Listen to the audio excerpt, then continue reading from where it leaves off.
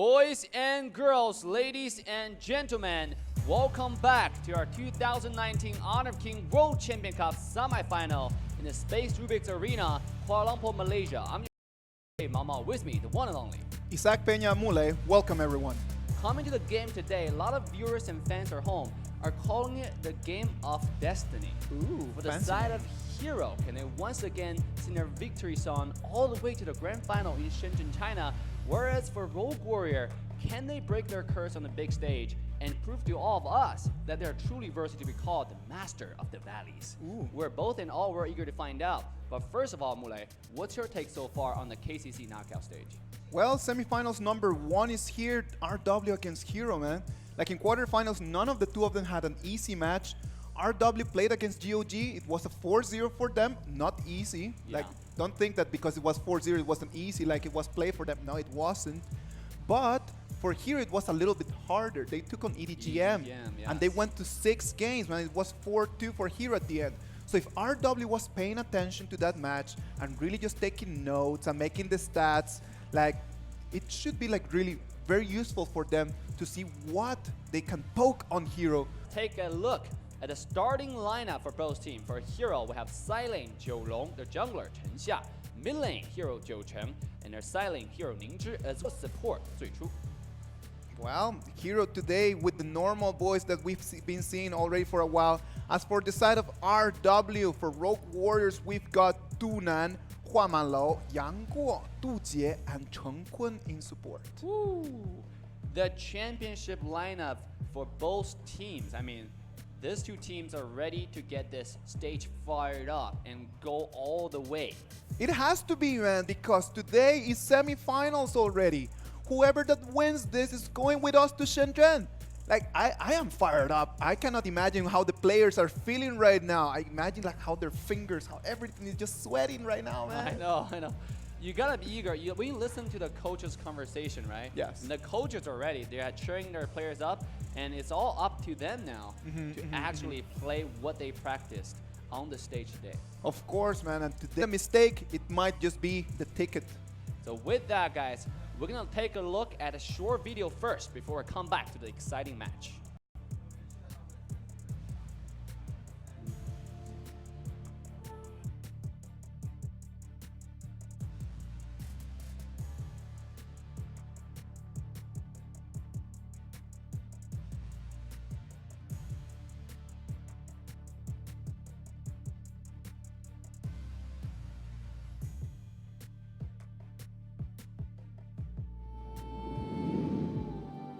纵使一鱼论剑，吾等也将血战到底。唯有力强于势者，才可谓之侠。面对高山，依然要展露北美的锋芒。胜负未决，雄鹰期待展翅翱翔。在绝对的实力面前，任何智谋皆为虚妄。最高处的风景，我再说不上。星辰已闪耀多时。我们会让金乌破别的主场。通过山顶一路注定险要，但渴望巅峰的人又怎么会害怕悬崖绝岭？波折千万，共担再战。山下的风景终究不如山顶壮丽辉煌。QG Happy 的荣耀会延续在这个夏天。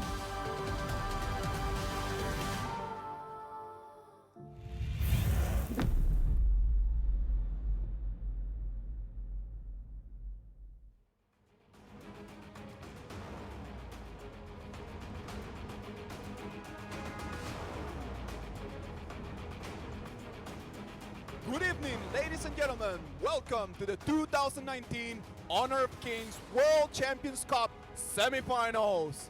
I'm your host, Isaac Peña Mule. Welcome! Finalists in this edition of our KCC. But first, let us welcome our Hero, Jiu-Jin!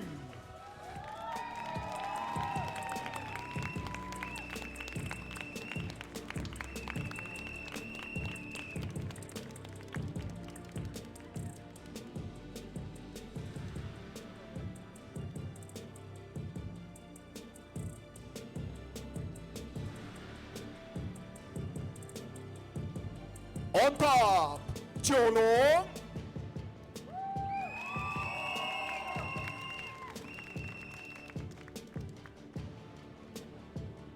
Jungle 陈夏。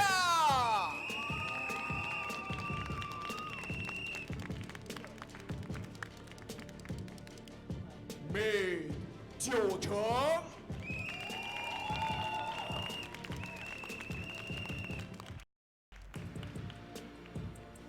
Bottom 宁志。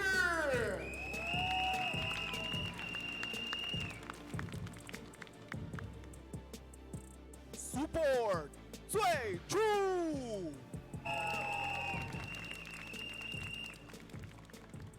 Let's hear it one more time for Hero 究竟。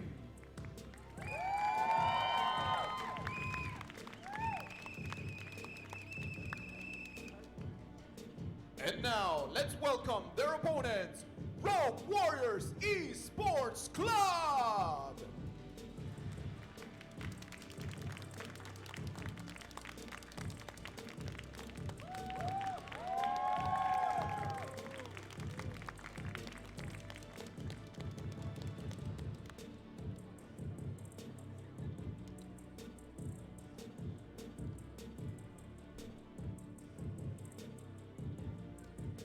On top, 杜南。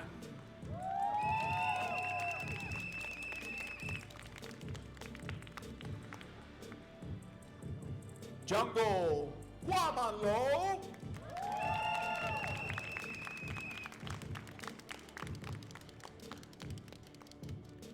Mid 阳光。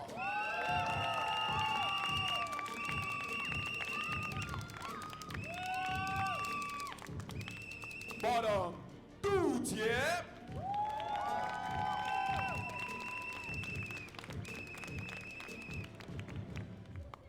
Support 成坤。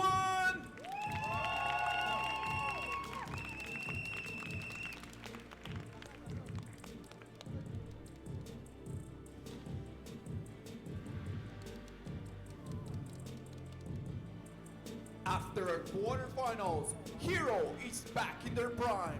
Will they be able to take revenge tonight and go to the final? RW has had a dreamlike cup until now. Can they keep this performance? Let the battle begin!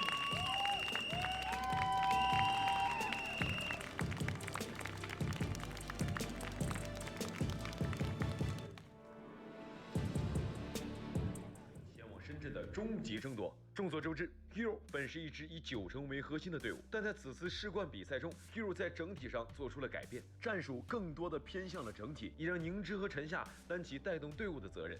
9成的法刺也在不断的进步，在淘汰赛对阵 EDGM 的比赛中，9成更是使用上官婉儿笔墨共舞拿下4杀，而陈夏的百里守约蒙居公孙离成为逆转比赛的关键先生。开始注重团队配合的 Hero 再往更加贴近版本的方向去发展。在小组赛中，双方的交手是 RW 3比1拿下了比赛的胜利。所以相较于 RW，Hero 的团队配合和竞技状态还需要加强，期待他们在半决赛有更好的发挥。反观 RW， 他们是一支无核心队伍 ，RW 在优势时的肆意分推充满灵性。杜杰是最懂得为团队服务的带线边。在淘汰赛对阵 GOG 的比赛中，花满楼的药更是在只剩1人的情况下，以1敌4天秀操作极限守高地，阻止对方拿下胜利。从小组赛一路走来 ，RW 状态极佳，每位选手都如侠客般展现自己的神功，更以全胜的战绩晋级半决赛。唯一不足的是大赛经验的匮乏。他们在对阵的 Hero 的时候，保持当前的竞技状态和侠客气势是他们的首要任务。两支队伍此次在半决赛的相遇，究竟谁能成为今晚的英雄？是武功高强的 RW 技高一筹，还是经验老辣的 Hero 实现复仇？第一张进入总决赛的门票究竟花落谁家？答案马上揭晓。Welcome back, boys and girls, to our match of the evening. We have Hero taking on Rogue Warrior. This is it, man. Like, I don't know, like, I am wordless today because it is intense. It is the difference in between making it all the way to semifinals and then just watching the final at home, or just going and being there, man, the spotlight in Shenzhen. I mean, that makes a huge difference. Because today, both teams have a lot to prove. Yes. You know, the Rogue Warrior, if they win, this will be the first time ever to go to the grand final stage of the highest level competition for Honor of King. Whereas for Hero, this is a game of revenge, right? The lost Rogue Warrior won 1-2-3 in the group stage. So coming today, can it make a difference? That's one of the beautiful things about team like Hero Jiujing, man. Like every single time that you think like, oh, they might not make it, or like, oh, their opponents are so strong. It's like, oh, they're not doing that well. Boom, boom, boom, and then they just make it, man. And then they just go home with the trophy, man. Like every single time that people just start thinking and just having those questions about what Hero can do, they always show to us that they are a big stage team. Like the bigger the stage, the stronger that Hero. I don't know why their team is like that. It seems like they're a special, unique character man. that just go with this team. Like you said, Mule, the stronger the opponent are, the Yes, the it's more so- exciting the matches. It's some kind of mystique right over there, right? It's Exactly. just like, it is part of that Hero Jiujing kind of feel. And on the other side, man, like Rogue Warriors, like I just said, like they're having like a dreamlike cup right now. They have played so many matches, they lost only 3 small games during the whole cup, man. Like, can you imagine that? Like, they do not 5-0. lose. They do not lose at all. Knockout stage, did not lose. Come to the group stage. Yes. 5-0 straight wins. I mean, this team, talking about their highlights, I mean, obviously, Dunan being the first pentakill in the knockout stage, everyone still remember that vividly. But most importantly, this is a team, the biggest impression they gave us is steady. Right? Yes. They perform on the highest level and stay there. Talking about Dunan and that pentakill, man, like for me, it's a beautiful pentakill because it's different to what you would expect. It is a pentakill, not on a marksman, not. Exactly. What does that mean, man? Like if you analyze the whole play, is like people coming here, the whole team is doing the work for the man to kill. It is not everyone thinking like, oh, I'm gonna get a kill, oh, I'm gonna get here, I'm gonna go do that. No, it's every single person working for the team. And that day, Dunan had the great opportunity to take that pentakill with him. Exactly, that pentakill belongs to the team themselves. And ladies and gentlemen, welcome back to the first match. We have the ban and pick already underway. Rogue on the blue side, here on the red side.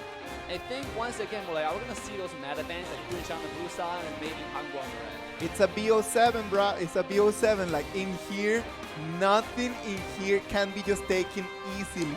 Like in here, Tunshan, Pangu, Jiang Ziya, not gonna be part of this game at the beginning, unless that you want them to do it. Exactly. So it is kind of a bait. Like imagine if I just leave a Pangu in there, or I just leave a Jiang Ziya in there. It might just be a bait for me to take. It's on the quarterfinal where we actually baited team to take Jiang Ziya early on. But Jiang Ziya is not a hero you want to ban or take in the first few or 3 games because there's so many heroes to counter him like we talk about over and over again. Of course. So sure enough, you can see Lady Sun and have Pangu being let out. Well, let's see if Rogue Warriors is gonna go for that pick.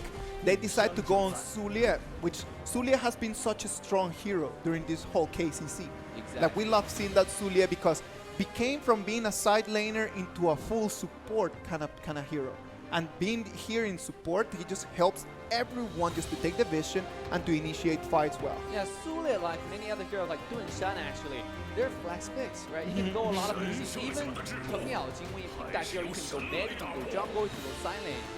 That's why those heroes are so powerful and so popular right now in the current meta. Because we talk about how in the current meta, every position you need to carry.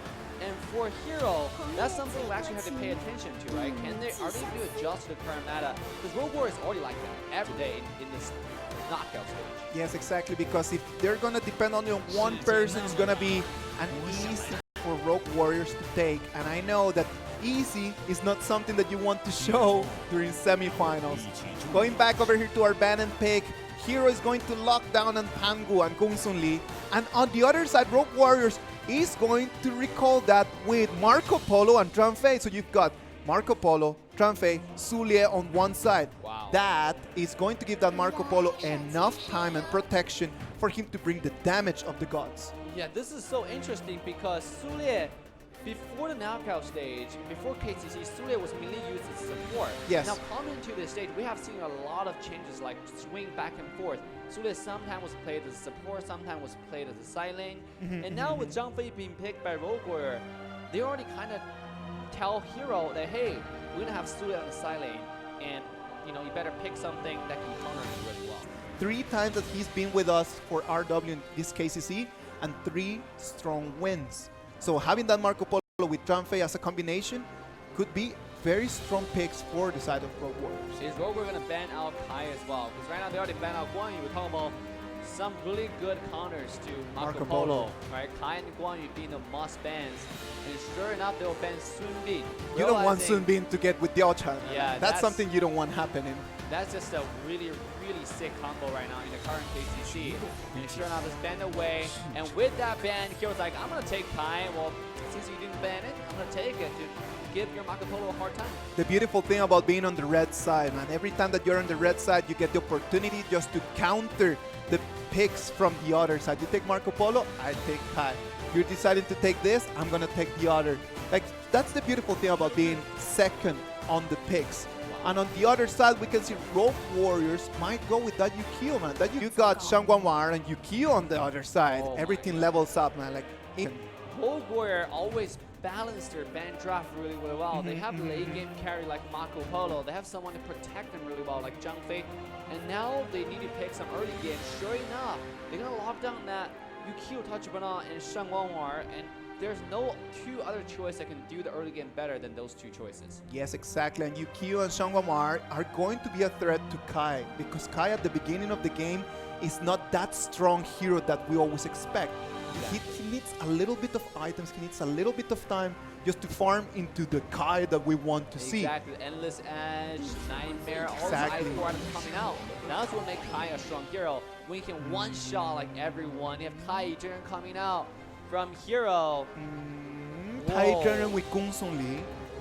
Well, a lot of really interesting combos because Tai Jin, they want to make sure they're It's to 7 games. If they can finish in 4 games, that's what everyone is gonna go.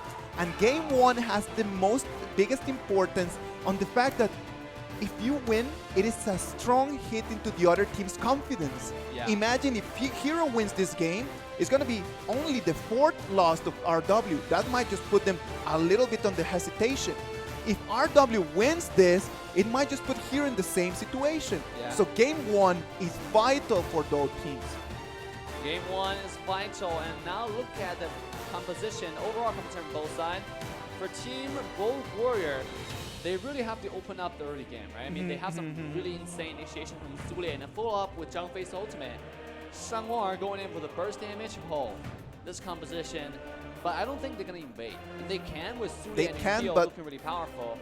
Still, you're walking to Pang's jungle and Tai Jin The matter jungle. that you can do it does not mean that you have to do it, right? Exactly. Like if you can do it, yeah, of course I can do that. I can go with Yukio, I can go with Sulia, with Zhang Fei, yeah, of course. But on the other side, you've got Pangu, man. You need to respect the man.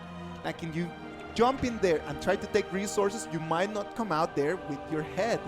You might not come out alive, especially when Tai Jin will charge up the first ability, experimentation, to the fullest, and then he will reset his first go again. So he have double stun. For the early game, that's insane. I don't know. This Tai Zhenren and Gong Sun Li has never been a couple, like a duo that I really like. I'm gonna explain to that after we watch this VCR right over here.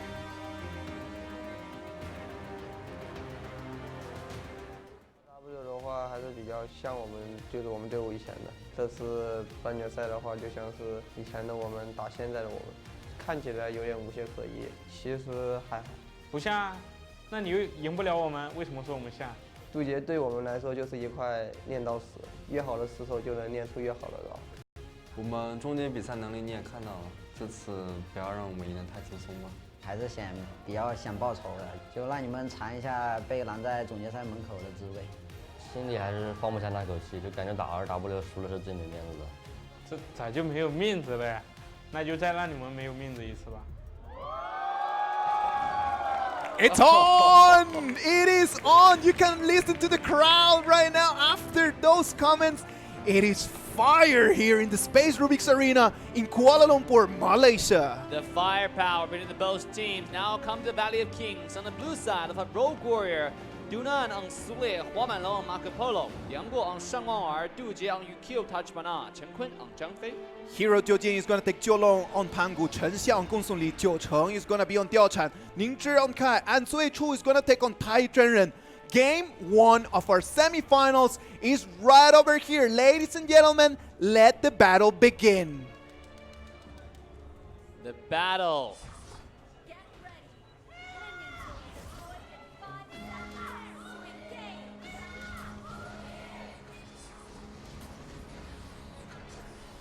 We can hear the crowd cheering from both teams right now as Hero and Rogue are making their way to the mid lane. We can see standard, support True and Jiucheng going together, cleaning the wave. You can see Yukio and Zulia just invading. trying to take that blue, man. Yeah, we talk about how this is not a jungle you might just want to walk in. Speaking of that, Jiulong Ooh. jumping in with 3 auto attacks, already chunking majority of Dunan's health bar away. Like, you see, that's the thing about having Penguin there, man. Like, just poking on you at level 1, and Zulia just going there so low in HP. Exactly. Now, the first blue buff will go to Hero. Now, the interesting fact that people have to know, for Hero, they have about 60% jungle buff control rate in the entire KCC so far. Yes. Just show you how much attention they're putting to their mid lane's farm, right? Yeah, of course, like, Jiucheng needs to have that blue buff. Like, they don't even give it their first blue buff to their jungler. They're just going to give that to Jiucheng immediately. They want that Jiucheng to be level 4 as fast as possible. And sure enough, he's getting close to it, right? You get the experience, you got a small lizard experience as well. Sharing a lot of experience. He's way ahead of actually Jiulong's jungle, right? Jiulong just level 2, about to get level 3. And look at Jiucheng taking this wave. It's probably going to get him to close to level 4, like 3 and quarter right now. Yes, exactly, man. Like, in this match, we're going to have to see, there's something that we cannot just avoid. Is talking about what's going to be the matchup between Yang Guo and Jiucheng right over there in mid lane. That matchup is going to define a half of the victory for each of these teams. Exactly. Yang Guo being the king of KDA, taking on the king of DPM, damage per minute. Jiucheng still maintained the highest damage per minute in the entire KCC so far. And this guy is just damage machine. Yeah, that's Being the in thing. mid Look lane, at that. Big Bro comes in, chunking the health bar away. Jiucheng eating so much damage. And first blood goes to Rogue Warrior. Talking about that mid lane, Yang Guo just with the first punch, owning that mid lane, saying to Jiucheng, you better run away because that Tyrant is going to be for Rogue Warriors as well. And with that, everyone's level 4. They have Chen Kun at level 4. Does boost Rogue Warrior's confidence on invading this blue buff. You can see the wall block comes in, pushing True away. The Hellbroker take this blue buff. Hangu jumping in, finds himself alone with definitely chops comes out, but he's taking out Jiulong's already. down. And Jiulong is down. Hero looking for a double kill. True jumps in. He got everyone low. They can't quite find the damage. He's in the back line. He will feel kind of kill number 1 to Duje, but it's already 1-3 trade in the favor of Rogue Warrior. Nobody managed how Chen Xia was just out of the other wall, just poking on every single person in there. Rogue Warriors is crazy to take those blue buffs away from Hero. Like, that is going to be their strategy. Every single time that that blue buff is going to spawn right over there, I'm going to go to your jungle, put pressure in there, and slow down your Jiucheng. Especially right now, they have the power, they have the might, they have the advantage to do it. Look at this. You have True, Chen Kun already pushed True away. Yes. Right? Now Jiulong jumped in, found himself all alone, and he died first. Definitely helped Hero to lose that team fight. I mean, Is that like Jiucheng dies first, and then right after that, Yang Guo is crazy going around with that Shangguanwar. That's the thing. Like, if you made it, Jiucheng against Shangguanwar level 4, Shangguanwar is way scarier than Jiucheng. exactly. Shangguanwar, doesn't matter how much you dance, I'm gonna be in the air throwing all this income to you and just blind you and kill you. Speaking about Duje jumping in with the first ability, Oh, he's second gonna have to ability, pull that and the ult. support True taking very low. He'll be taken out once again. Rogue Warrior take 1 more kill. Rogue Warriors at 4 minutes of the game owning this whole thing. They're dancing around Hero every single time. Look at that. Bottom lane, True trying to get away. He can't do it. The snowfall from Duje will find 1 more kill, and Yang Guo will take the head. Yang Guo takes the head as Yukio and Zulia are going to take the tower. Right now, it is already a 3,000 gold advantage for Rogue Warriors. And every single time that they've taken that first blood, they win 9 out of 10 times. They have a 90 Duje. This is getting scary because Hero didn't only get the first blood. So Rogue Warrior, they also got the first Tyrant. They got a buff control on the blue side jungle, which Hero is something Hero really proud of. And now they're beating right to their base right now. It is just like what you are good at, I'm just straight going to poke you right over there into your confidence. Like if you thought that you were good at doing this, like I'm just going to poke you right over there and I'm going to show you that I am better than you. Exactly. Look at that. Yukio has rotated to the bottom lane. Have Dunan more of an initiation support on the top side. Looking to start things off. Marco Polo with the first ability. The revolver bullets. Looking to chip the health bar. Can't quite find it. But right now, sitting on a 3,500 gold lead. Look at Marco Polo's item. Yeah, man. Look at Marco Polo's items over there already with Doomsday. Like at a very early stage in the game. 5 minutes and 30. But pay attention to what Shangguanwar is doing right now. It's a 4,300 gold Shangguanwar right now. Yeah, 最初一定被 damage here top lane. Yanguo jumping on the finish stroke. Can't quite find the target just yet. But Roguer chipping the health bar. Victor jumping in, finding himself low. You have to be taking a wall block. Comes out into the back line. And Roguer will once again take another W on this team fight. Every single fight that they're starting, they're winning. So Hero needs to start asking themselves, what do we want to do? Do we want to really be taking on them on these fights? Or are we supposed just to try to force back, try to protect our turrets, try to protect our resources? Because every fight that is happening right now, it is always blue. Every Exactly. single one of them. Every single one of them. And I cannot see Hero taking any team fight right now because Roguer has such a huge goal lead. Yeah. And their hero burst damage is a lot stronger in early game. You have Shangguanwar, you have Yukio. The burst and continuous damage from Marco Polo, they're all there. Whereas for Hero, like you said, the damage really comes online when Kai finished the items. Exactly. Right? We're But still right like now- 4 minutes away from that. For Exactly. Kai or for Diaochan just to really get into their power spike. Like they need to hold to it a little bit more. Hero needs to push back and try to protect what they have. Otherwise, it's not going to be 4 minutes. It might never come. Exactly. Not even go to the late game before the power side comes online. Hero though, nice counter. Taking on Stealing that the Tyrant. to even up the gold deficit. Right now sitting at still 5,000 gold difference. Oh, that was close. He jumped in just to bait out the skills. But they have to Zulia soak from them in way behind, look fast. at that! Yanguo into the back line, getting Joe Chum, but they can't quite find the kill. They got a tower though. Need the front line, Juju taken out. Devastating will be taken out first. And it's Rogue Warrior taking the entirety of the fight. Jolon will be taken out. Marco will jump in with the ultimate. There's a devastation coming in for the side of Hero. A 2-2 trade, but Rogue Warrior will take the objective and control this fight. They're going to control the fight because at the end, the people that survive from Rogue Warriors are crucial for them to take control of this. As from the other side in Hero, the only two people in there are Diaochan and Ningzhi. Like only Ningzhi and Diaochan are right now in there.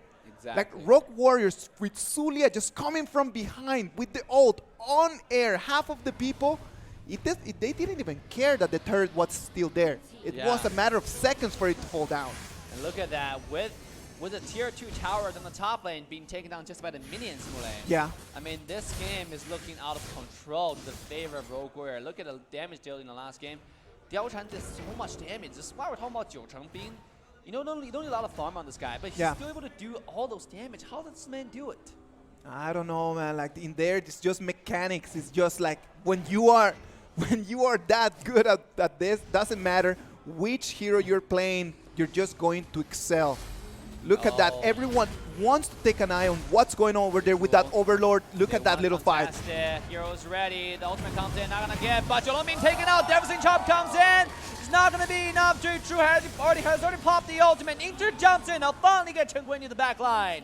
And Hero lose 2 for 1 trade. Roguer still walk away with a better KDA. 12 kills to 4 right now. Just demonstrate how all these small fights, they're not even big fights. We're not talking about, but they're winning every single one of them. Yeah. They're luring Hero just to come and just to trade punches with them because they know that right now, every time I trade with you, I'm going to create at least 1,000, 1,500 gold advantage more. Exactly, and that's what's happening. Every time they have a trade, it's in Rogue Warrior's favor. And look at Yanguo. He's not stingy on the ultimate at all. Like he's just throwing it on the minion wave. We saw it multiple times. And he throw it on the jungle monster as well. As you can see, Pamelo once again making their way into the blue buff. And he steals. gets it! He steals that, Oh. and that's going to be painful Thanks for for the Hero. leash. That's going to be painful for Hero, man, because that's going to put Diaochan in a very, very difficult situation if they decide just to fight for this turret in here. Look at that. Oh, once again, do not looking to start things up. Already popping the ultimate, just charging it up. Finally run out of the timer, but with that, they're gonna take tier 2 tower down mid lane. Easy peasy 1-3Z. And Rogue Warrior will now rotate to the bottom side, looking for a second lane of Triumph and Destruction. They will get it. Rotation, destroying, rotation, destroy, rotate and destroy. That is exactly what RW is doing right now. I rotate and I destroy not only your turrets, but if you get in front of me, I'm gonna destroy you as well. Right now, 10 minutes, and Rogue Warrior is gonna make their way to this first Dark Tyrant, just to keep cementing what it is right now, a very big Might be advantage. scary. Duna in the front line. Jolon once again being taken out directly. J2's on the run. He have to pop the ultimate for Gongsun Li as well, but this might just be another suicide. It's the entire Rogue Warrior diving outside of Hero. They take down kill number 4, and they're gonna It's take kill ace. number 5, and they will march to the base and march for the win and lead this series 1-0. 1-0, it is the lead right now because this is it, ladies and gentlemen. Congratulations goes to Rogue Warriors. What a dominating style to end the game, Mule. Well, you have to give it to them. Like, if you can force Pangu into a 0-5, like that Pangu is at 13 minutes, 14 minutes, he's not gonna be of He's any a super use. minion. He's just a super minion, man. super Like, minion. you need to be real with that. Like, Pangu just be forced, like Jolon was just forced into a corner since the minute 1 of the game, and it was difficult for him to come out. And Rogue Warriors smelled that, and every single time they started a fight, first killed needed to be that Pangu. Exactly. At the same time, a little bit disconnect from Hero. They always have Jolong jump on him first. You know? Yeah. And Jolong what he could have done is go for Marco Polo, but still a good ban draft coming out of Rogue Warrior to make sure that didn't happen. Because even if Pangu jumped to Rogue Warrior's backline, Huamanlo jumped to Yeah. Marco Polo, it's not gonna do much. Because course. Marco Polo is not afraid of Pangu. Right? He's a skill-based marksman that revolves on the first ability, revolves more on the ultimate. So overall, that's just a masterpiece on the BP and a masterpiece on execution. On top of all that, you've still got Tranfei and you got Suliet just to protect that Marco Polo in there. Exactly. Because Yangwo didn't need any protection today. He was No. just flying around, bringing damage, and I don't think the man died in the whole game. No. One more time showing us why he's the KDN king. He was beyond godlike in that game. The MVP have to go to someone. It has to be the man himself, the king of KDA in the entire KCC, in the entire KPL 2019 spring season. Popping off once Let's again. observe over here the replay of what happened during this game 1.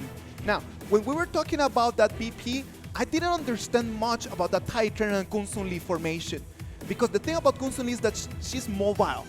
And if you want to get the revive from Titan needs to be close to you. And if Titan cannot find the right spot when you're going to be just flying around, just bringing damage, you might not be able to start again.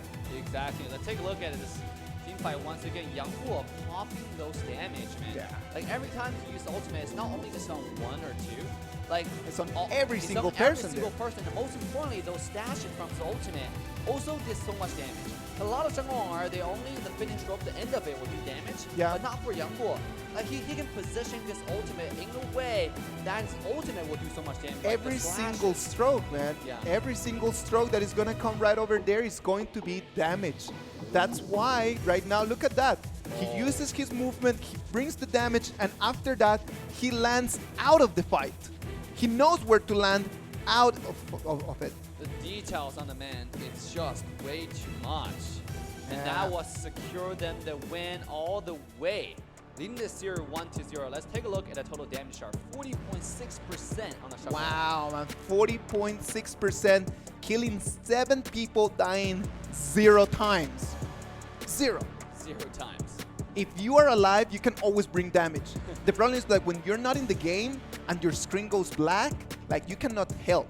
You can only just transmit information, but you cannot make any damage in there. Well, yeah. Well, talk that to eStar Pro Cat, right? You know, Yeah. when I'm dead, it's easier for me to talk to the team, command Yeah, the of team. course. So with that, the MVP will go to the Rogue Warrior mid laner, Yang Guo, the Shangguang Warrior himself, 709 legendary on that Shangguang Warrior. That's Average crazy. damage of 40%, damage taking 0.8%.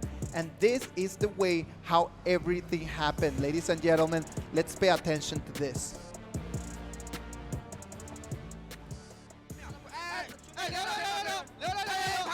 护那流，我争了，韩国死了，下路有线，给我，他们得死，跟我，可以，给我，攻了，死2个，把流场踩了，把流场踩了，没事的，开，别怕，在一起，别怕，我叫2个，死了，来攻。 Wow. Did you hear what I said? 在一起, be together. Be together, Make man. sure Kai's damage is not landed on single person. And for those who don't know, Kai's hero, his passive will do 50% extra physical damage to any target he targets, he do damage alone. Yeah, of course, and that guy was coming for Yang Guo. Yeah. Like he was coming for that Shang Guang's head, and then he just looked at that, and then everyone just said, together, just huddle up. Yeah, huddle As up. you huddle up in there, like he's not gonna be able just to run through yourself. Just create a wall. As everyone takes the damage, just put him down. Nullifying Kai's passive. At the same time, it was really decisive gameplay, right? The last shot call when they find out Hangu's dead. Yeah. And then you have Yangguo calling out, "Yeah, follow me because I have the position." He jumped in with his ultimate very decisively. His entire team listened to the shot call, all charged forward, and that got them the win over there. Well, and right out here, after game 1, we need to start analyzing on what just happened in here. Do you think that was a win based more on that what happened on that BP, or do you think it was a stronger win based on the skills of each player? I think BP has a part of it. Now remember though, this is a game where Rogue Warrior take out a lot of strong heroes. Yeah, exactly. Yeah, the execution is really great, but the BP was through the roof. They use Shang Guangwar, they use Kyo, they use Su Lie as well, Zhang Fei. Some heroes you can be spread out in multiple different games. They decided to put them all together in one game. So moving on forward, I'm looking forward to see what hero is going to do, or what Rogue Warrior is going to do about the rest of the hero picks against hero. No, I agree on that, man. Like right now, it was so important just to win game 1. Yeah. Maybe what they're gonna be trying to do is just, okay, let's try to get this to 3-0 as fast as possible, get that match point, and then just try to see what we can do in game 4, game 5, if it is totally necessary. From the speed of game and from the pace that Rogue Warriors is playing right now, I am feeling like they want to finish this early, man. They don't want to give Hero any chance. 4-0, clean sweep. Oh, I mean, hero, this is a That's how it three-time- smells like, man. It just smells and looks like that right now. Well, yeah, that's what dude just said, right? You know, you want to, because what hero said to Rogue Warriors to make you feel sad again, not going to the grand final, and dude just was like, well, we'll have to see. Yeah, we'll have to see. I don't know who's not going to the grand Yeah, final. well, After game 1, right now, Rogue Warriors is one step closer to their ticket to Shenzhen, China on August the 10th on what is going to be our KCC's grand final. and I hope you guys have already bought your tickets because I heard the ticket was sold out the same day. Yeah. It actually launched. That was insane. I know, man. I know. That's going to be, in that gymnasium, it's going to be fully packed. It's going to be thousands of people right over there and millions watching the final over there online as well. Now, game 2. Hero, what's going on? What they need to do? Is it going to be just like, okay, guys, let's just get back into our game? Or is it going to be like, okay, let's just go and try to fight? Because we know that Hero, before this KCC, was not a fighting team. Yeah. They were not. They were more of a management kind of team. Okay, Yeah. let's just play slowly, just try to build around Jiu Cheng. But then after in KCC, they just became the fighters, man. Like they go around getting fights in jungle, in mid, anywhere that they can. They have to. They Because do have this to. is the current meta, right? It's all about team fight. It's all about winning those small skirmishes to continue to extend your gold advantage. You saw what Hero had to do, the adjustment they had to make. Yeah. Like you said, they were more of a resource management because it revolve around the mid laner. And Jiu Cheng play like what kind of hero? Ganjiang, Yin Zheng, Yang Yu, Huang, Yang Guifei. Those kind of heroes kind of poke you, get you low, Yes. and then so they can take towers, they can steal jungle resources. And that's exactly why they were able to dominate in 2018. When it comes to this match though, KTC, Yeah. the whole meta is different because right now, you gotta take down team fights. No, of course, it's more about a boxing, man. It's just about like who can just put your fist up and just try to defend yourself at the same time that you're sending punches. And it is very important that you adapt to that quickly. But right now, Hero is facing Rogue Warriors. And Rogue Warriors in this aspect have shown during the whole KCC that they're strong. Now, is gonna Hero try to force one more time, again, a fighting against fighting composition for game 2? Or are they gonna try to play back to what they were doing so greatly before KCC? Well, we don't know that. That's why we're eager to find out. Remember, yes, you're right. I mean, can they use the same thing they did before to win and continue to win in the KCC? It is a fair question, yeah. It's a fair question. And for those, we'll have to find out after today, right? But the match now will come to a game 2 with Hero selecting the blue side and Rogue Warrior will take the red. Second game, ban and pick is underway. We might expect Pang as well to that being banned again. Well, for Rogue Warriors, they're gonna just start banning things that they've already played. Like Shang Guang'er, for example, Black and Kill Tachmana, those heroes that they have to use and have success with. Sure enough, Tuan Shan will be the first ban on the blue side. Yes, exactly. So let's see Rogue Warriors, what they're gonna do, man. Like we were just talking about that. When you won that first game, next thing that you're gonna do is just to keep banning everything that worked for you. You ban that, it's not gonna affect your game 2, and it's gonna force the other team into not that strong picks. Yes, exactly. Look at that. They banned Sulie away, right? The hero they used last game had a lot of success with on Dunan on the side lane. Dunan is a player, not only can he play warrior like Louis Bu, right? We saw last time. He also mainly played those initiators like Bajie, like Sulie for the team. And he played both roles very, very well. So this is a chameleon, right? He can play everything. Yes, of course. Dunan in this whole KCC has played Baiqi, Lu Bu, Old Master, Chen Yaojin, Su Lie, Manqi, Li Xin, Sun Ce, Zhu, an 83% win rate on that Zhu Bajie. He's played him 6 times and won 5 out of those. It's a must pick for the side of Rogue Warrior. And Dunan, I mean, just like we talk about how Dunan can play every single hero, every single role, but that also speaks for the entire team, right? We talk about the Hero C and the Hero Pool C, right? For a lot of teams, Hero Pool, for them it's Hero C. They can play everything. That's why it's so much easier for their coach to make ban and pick draft. They don't have to worry about, oh, does my player know how to play this hero really well? They just have to make the best ban and pick based on, you know, what works really well. Based on what works in here. It's not about like what can I play, but what works. Because they can play anything. They're very familiar with any single hero that they have to be right now during this meta. And on the side of Rogue Warriors, they're gonna go with Tai Trenren and Pangu. So having that Tai Trenren in there might just be another marksman over there for Rogue Warriors, but what are the options if right now already played on Marco Polo? Well, Lee again? I mean, yeah, they have a lot of choices left, and like we haven't seen any marksman ban yet. So this might be a game they even take out Lady Sun, right? So, oh, Pei Qinghu will be the choice. They decide not going for a marksman at their 3rd pick, and they're gonna take on that after the 2nd round of ban. Now, that's gonna give them a good opportunity to take a strong mid laner, because if Hero is gonna have to make a decision. Do I ban on your marksman or do I ban on your mid laners right now? They cannot ban on both. So they're gonna have a good opportunity over there, Rogue Warriors, just to get a good strong pick.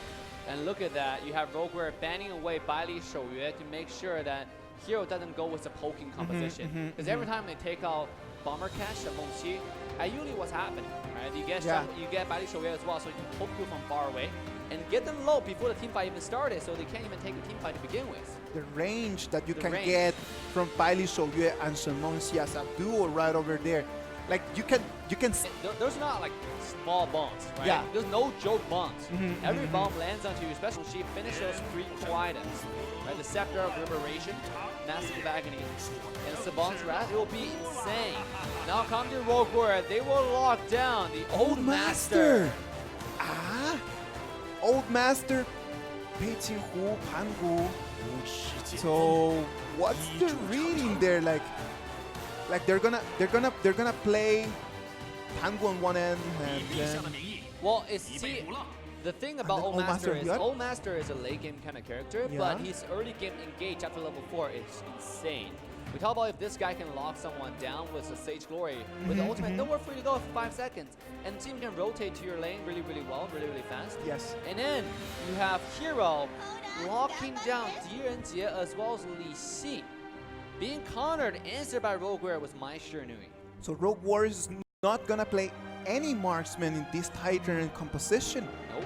So Tai Trenren's gonna be playing around what I imagine is gonna be Pei Qinghu. Because Pei Qinghu is going to be the one in charge of just taking those turrets down.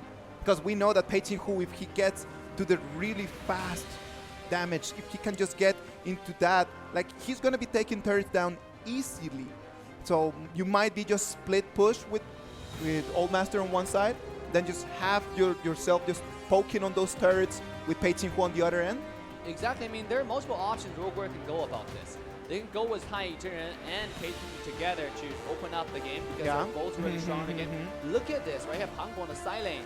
This early game is looking incredibly strong. Right? You have Pei Qinghu, Panggu, and Tai Zhenren. They are definitely going to invade into Hero's jungle once again.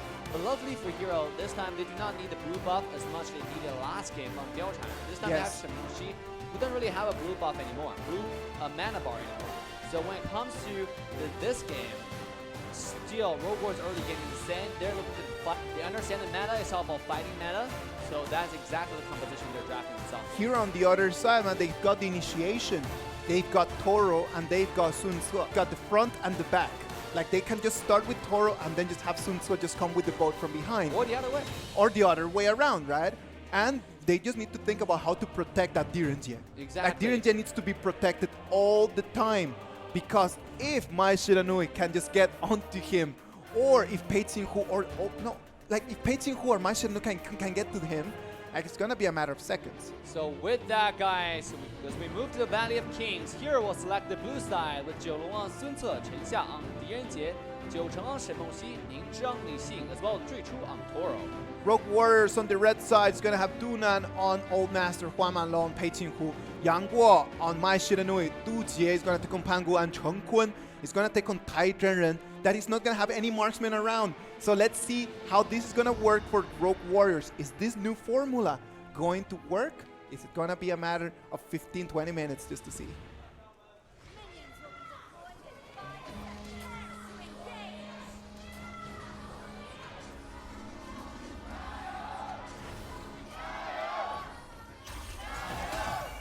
As we listen to the chant, the cheer from the crowd, both teams will make a way to the mid lane once again. I'm your caster, Dave Mama, with me, the one and only. Isaac Antonio Peña Morales Mule, welcome everyone to Game 2. Let's see this. Right now is Hero with the pressure. They need to go for the game. As for Rogue Warriors, it is a BO7, man. It's only Game 2. Like this in here, they don't have that much pressure on their shoulders right now. Exactly, they're feeling like really, really boosted right now. Yeah. I mean, have the first win. We talk about how the entire KCC, actually 2019 spring season KPL, we don't see a lot of 4-3. We don't see a lot of 4-2. If you won the first game, you usually win the entire series. That's essentially how the data works. Now coming to the game today, speaking of that, in the mid lane, you can see Mai play a little bit aggressive going forward. Actually, Is not the tankiest of those mid laners, so she cannot just be playing that aggressive right now. Low looking to chip the 3-3 health bar away. 20 seconds on the timer before the first tyrant spawn. And interesting thing is, they're going to give the blue as well as the red buff to Huamanlo this game because Mai Shiranui doesn't need any buff. So interesting thing is, no one needs blue buff in the entire game. I mean, look at this composition from both teams. Who Yeah, needs the blue exactly. buff? The price on those blue buffs head just went down, I just know. spiked down right now in the market. Like right now, nobody needs those blue buffs. So it's not gonna be a lot of fighting around it. I know. I hope you didn't, bank your stock in the blue buff market. It's definitely not looking good. Speaking of that, initiation coming out from Hero Jiulong once again, looking to bow coming in. Huamelo taking very, very low, but looking to start things off once again. Yang Guo jumping in, cannot find initiation just yet. Here's the flying Careful dragon. with into the back. that. And Dunan on the side. Ultimate shield comes out. Will push Rogue Warrior away, and both team will retreat for now. Yeah, right over there in that little scrimmage that they had in there, they're just trying to trade some punches, and they're trying to get the HP bar of the other team as low as possible. And that is going to be good for the side of Hero because they're going to take this Tyrant at the beginning of the game, which is going to be good for their composition. Exactly, because what they need is a hyper farm on Tai Zhenren, on Chen Xia. They want to give as much resources as possible. Oh, Chen Kun just missed the hook by a little bit to stop Toro from going back. Because one interesting thing about Honor of King is, sometimes if you don't kill them in, if you just get them low, It's and better than getting the kill. better than getting the kill because the respawn is actually 8 seconds. That's a long period of time. Yeah, of course. Like the only thing that you need to do is to Big force him wall. back. Jumping Look at in, that. Starts things off. The Armageddon comes out. Chen being Chen Kun on targeted. air. He does have the ultimate for the comeback. Have a second life. Able to run away for now. And once again, no kills have yet to come out. And in 3 minutes into the game. 3 minutes into the game, right over there. Chung is going to survive because he popped his ult right over there. But that is a problem because his ult's cooldown is pretty long. Yeah. So it's going to give a little bit more chance for Hero to keep building on that, to keep farming. It is going good. Like the rhythm of the game favors Hero right now because it is 4 minutes. The gold is pretty even. It has a little bit of an advantage for Hero. And by now, like they're not dying as easily as they were doing during game 1. Exactly, and I like the decisive decisions being made from Team Hero. Like they Rotation every time down. initiate on something, initiate on someone, there's a follow-up from their jungler, right? The Chen CC, and it has been working really well for them. I mean, they got the first Tyrant, they popped Chungwen's ultimate, and now they're looking for more. Yeah, they've got the initiation, man. They got the initiation and the tankiness in there, so they need to be aggressive. Right now, they got the composition to play aggressively, and they need to start doing that. Joe Chung easily just cleaning wave and keep building some more farm. We can see that he's already at 2,500 gold, Cat. This is the same as my shit. Oh, do not know. Look at that. Maybe dangerous. Chen Xia being initiated on, and the bow trying to save him. Zhou Long cannot find the save, and now he's gonna be targeted on. Toro comes in. Like there's nothing he can do, have to walk away, and the first blood will go to Rogue Warrior. Beautifully done right over there for Rogue Warriors. The transition, the rotation, how they communicated, and getting that first kill on Chen Xia. It is going to hurt for Hero, man. Like they need to hyper build around the man. Yeah, once again, first blood being taken on Rogue Warrior. Speaking of top lane, Dujie popping off onto Ninja once again, getting a solo kill on the top side. And with that person taking down the top tier 1 towers, now under siege. It's under siege, and it's going to be Dujie just taking that easily. And look at that, Yang Guo just waiting in the bush for Shen Mengxi. Oh! Dujie actually made a little mistake in taking out Zhou Chen the mid lane and will trade his life. It's a 1v1 across the map.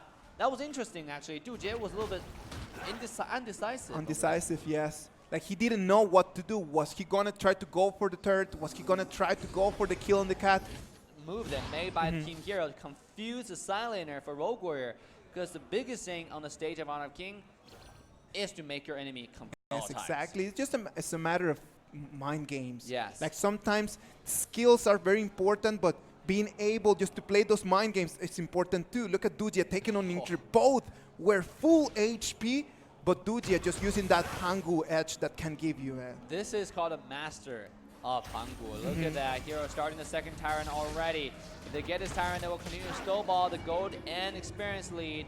But still, Rogue Warrior with the first blood and with a lot of kills right now, sitting on a 1,000 gold lead. Looking to start things up once again. Dunan jumping forward. He's taking very, very low. We're going to get in. Dunan This solo. smells really good for the side of Hero. You have Chen Xia have the potential to do damage right now, despite the ultimate, and no one can get to him. Now Dunan they're slows on the in. We're run taking very, very now. low. They're on the run. Jolon being taken out. Rogue Warrior take the fight, but they have to back away. Means the tier 1 tower down the mid lane might just go to the favor of Hero. This was a beautiful fight for Hero. They could there. It was a 5v4 scrimmage that at the end helped them to take that first turret down. And that mid turret going down, it's going to be for Rogue Warriors to protect their own resources. Right now, Hero can be a little bit more aggressive into going into Rogue Warriors jungle. Exactly, and that's what they're doing. Now you can see Stage 2's position already really aggressive at this point of the game. Getting the Hangu, vision. though, despite their defeat in a little skirmish over there, Hangu actually took the blue buff away from Team Hero, and now they're leading the game by 2,000 gold.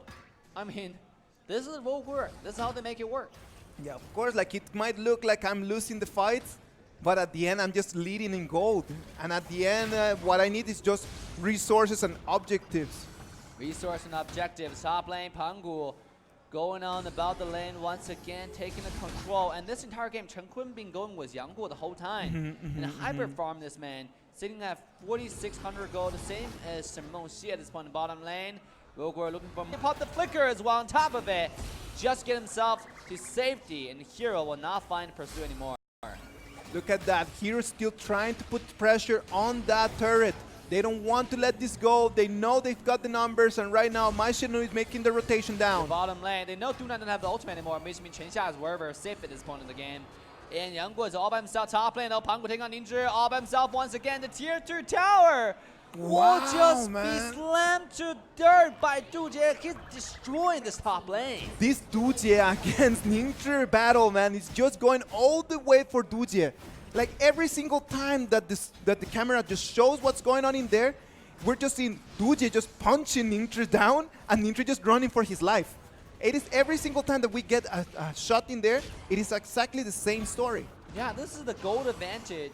This is the advantage Pangu that you can see, right? I mean, he just doesn't give a care in the world. I own the lane. This whole thing belongs to me. Now jumping in once again. Look at that. Once again, Ninja getting very low. Ninja to get away. He'll be taken down once again.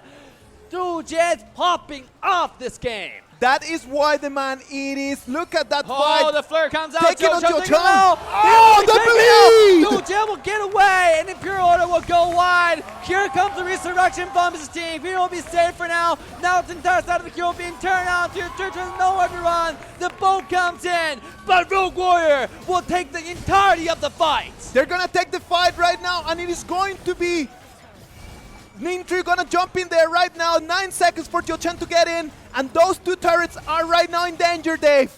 Oh my god. One man completely carried the game on his shoulder, on his back. Dujie destroyed not only Ninja, but then when the entire team rotates, he takes down Joe Chen, and he was saved. He walked away. He was saved, exactly, man. Like, he is saved because his teammates got in there in the right moment. And this ability of Dujie just to take those kills, it's why he's the Warrior side lane, the highest average of kills per game. He's right now ranking #1 with 3.5 kills per game. That's for a side laner. It is a lot, man. I know. We talk about the hidden carry, the battle of the hidden carry between Ninja. And let's take a look at this final once again. Jiu Cheng jumping, looking for the stun, didn't find it, and Dujie with a flicker on the side. The bleed was way too much at this point of the game. Like, that's the beautiful thing about heroes with a bleed effect. Like, you just don't know. Like, Jiu Cheng just comes in there with the bombs, which is good, but then you don't know what to do after. Do I just stand right over here looking at you, or do I run? And if I run, I'm just gonna bleed to death. Yeah, same thing, right? So either way, you're gonna die. Let's take a look. Total gold right now. Rogue Warrior is already leading the chart. 8,000 gold, only 11 minutes into the game. That's over 500 gold lead per minute. Man, like, it's close to 9,000 right now. Imagine that. And it is only 11 minutes of the game. This is looking bad for Hero because right now they need to protect their high ground with not items nor gold lead. Yeah, speaking of that bottom lane, you have Roger in top lane just pushing all the lane, all the fronts at the same time. The Dragon has already coming into the mid lane, pushing pressure on the Crystal side. Armageddon coming down the top side. They can't find initiation. Chen Kui eating too much tower shots. You have to get away. The ultimate comes out, the devastating chop will push entire Hero away. And now it's going to go back to the jungle clear with Huamalo finding more chip on the tower health bar. They need to move out right now. They've got the pressure on the side of Hero, so they've got priority for this Dark Tyrant. If they take this Dark Tyrant and try to keep Hero from not being able to move out of their crystal, to keep themselves in their high ground, it is just going to be a matter of minutes for Rogue Warriors to take this game. Oh, speaking of matter of minutes, Straight True being locked down with Sage Glory. Armageddon comes out, knocking on the 3. The bow comes in the back line. Kira looking to fight back. Jolong will be taken out first. This is looking really good for Rogue Warriors. They're still looking for more fights. And you have Dujie taking everyone down. Jotun the only one alone. He have to go back and defend this bush. 1 man versus 5. This might not be enough. It's going to be 25 seconds of a cat against the ace. As the entire Rogue Warrior will claim this ace. Ladies and gentlemen, they will lead this series 2-0. Congratulations goes to Rogue Warriors 2-0 right now in their semifinal #1. They have 50% of the ticket right now. I know. They've 50%. got half of it right now. Now, if Hero want to come back, they're looking to accomplish the impossible. This is just looking perfectly for Rogue Warriors in the place that at the beginning of the game, Hero was taking the lead because they were able just to hold to it a little longer, a little bit more, a couple of minutes more. But every single time that they got into a fight, it was always for Rogue Warriors and Dujie, man. Dujie, you need to give the man like a clap because on top, he just owned it completely, man. I know. I mean, this is no doubt MVP will go to the main himself. I can't step up and man up, or you're gonna go home panic. Of course, man. Like you need to come right now with your A game. Hero is going to take a little rest right now, the same as Rogue Warriors. They need to think about how to reshape themselves. Otherwise, this is going to be a short match. Like this might just finish 4-0 if every single game just keeps going at this pace. We're hoping for Hero to come back because what we want to see in here is top quality Honor of Kings for everyone at home and everyone right over here in Kuala Lumpur, man. And for that, Hero needs to step up right now. Exactly. Let's take a look at a replay on exactly what happened in the last game. Ooh, that was a spicy game. It was a spicy game, man. Like at the beginning, look at that. In this moment, just they've got everyone, like the rotation, the communication that comes from the side of Rogue Warriors, man. Yeah, the also ability in there, look at that. Ningzhi once again, he died twice the same way. The same way. Dude jumped in with the first ability and the ultimate auto attack. And then this one again, this guy was just going crazy. He's going crazy over there and on this air. ultimate from Chen Xia just went wide. And look, then his whole team comes to help him out for him to survive. They could have just said like, okay, you already did your job. You already got 2 kills. Like, thank you very much. But no, look at Yang Guo from the back. He sees the boat coming, he just gets away and then makes the damage. Yeah, that is the thing about that Yang I Guo. know, he jumped into the back line and just deleted everyone. Actually pushed them away and for the team to finish off the game. Whew. Well, in that little aspect at the end, man, is why Yang Guo has the highest KDA. He does not die because he's always looking at what is dangerous around him. He jumps in. See the tricky thing about this man, like he's not just a sitting back and throw ability kind of mage player. He initiates. He plays assassin like Mai Shiranui, right? So this hero, I mean, I don't know about this player, man. Like, how does he just not die? Maybe he just needs to keep his eyes open, always spotting where everyone is, where his teammates are, where his opponents are, and as you mentioned it, man, like MVP. Our warrior together, Du Jie, the man himself. Yes, a KDA of 414, average damage of 23%, and damage taken of 16%. Man, Du Jie today was monstrous. Monstrous. Look at this eyes. His eye looks steady. He wanted the championship. It was like, okay, we missed the shot for the spring season champion by a little bit, but this is the chance. This is the chance for us to take everything back. And I'm very happy for Rogue Warriors right now being so confident because after playing against GOG, you might just think like, okay, they had an easy quarterfinal, so maybe they just relaxed. It is the mistake that a lot of teams just make. Just after that, they just relax. Yeah. They just relax too much. They're not thinking about like, oh yeah, this is a high quality, high competition, high stakes kind of game. And then they come into semifinals and then they're just woken up with a smash in their faces. And right now, Rogue Warriors is just showing to us that they're serious about going to the finals and they might be serious about taking the trophy home. They're serious because this is a 3-time Crown Keeper's last chance to make a stand. I mean, it's 2-0 now. If they don't take the momentum back, Rogue Warriors can easily just walk away with a 4-0 clean sweep. This is going to be key, man. Yeah. This game 3 is going to be key for Hero because 3-0, it's so like the stats are not for people just there. Like, to see a 0-3 become a 4-3, yeah, it is not something that you see every single day. It's not impossible, but the probabilities are not with you. Yeah, because you have imagine how much pressure you're putting yourself under, right? So I was coming to the match, I was expecting this match to be more swingy, more like a 4-2 or like even like a 3-2 at this point or 1-1. Yes. But no, Rogue Warriors showed us how much control they put on the entire valley. The master themselves, I call them the master of the valley. That's what they call themselves, right? The game, man. Like it is still early over there in game 3 out of 7. Like right now, Rogue Warriors still could just the long-term plan, or they just could come with everything that they got in the next formation. Because that's exactly what I see from this game 2 combination. As they got Mai Shiranui, the only really strong hero that they picked in this match was Pangu. Exactly. So they were just a little bit just trying to level up like the hero pools, the hero choices that they're gonna have for game 3 and game 4. They might just come up in game 3 right now again doing the same, not taking those strong combinations. they were the ones who banned Trupajie out of the whole formula. Yeah, they don't want Hero to have it. And coming to the next match, they still have Du and Shan, they still have Jiang Jia available on the table. Remember, I mean, this team is decked out with composition, Swinbin and Bajie. We talk about Du Nan, this is like one of his must-pick heroes. Still haven't come out yet. For Yang Guo, the entire hero pool is ready for him to pick. Right now he's Shang Guangwang, Buzhihuo with still have Chang'e. Yeah. Everything's on the table. He's got so many heroes in there. He's got 墨子、周瑜、元歌、武则天、貂蝉、姜子牙、张良、麦西兰努、杨玉环、干将莫邪、伽罗、上官婉儿、嫦娥. He's got so many heroes that I can just keep going the whole evening about it. Yeah, you never end. You never end. That's why they call this the mid lane chameleon, because he can change to anything. He can adapt to anything. That's why this man is scary. That's why he carries so well. That's why he fitted in the meta so well. And it is not the fact that he can adapt. He can excel at every single hero that he's playing.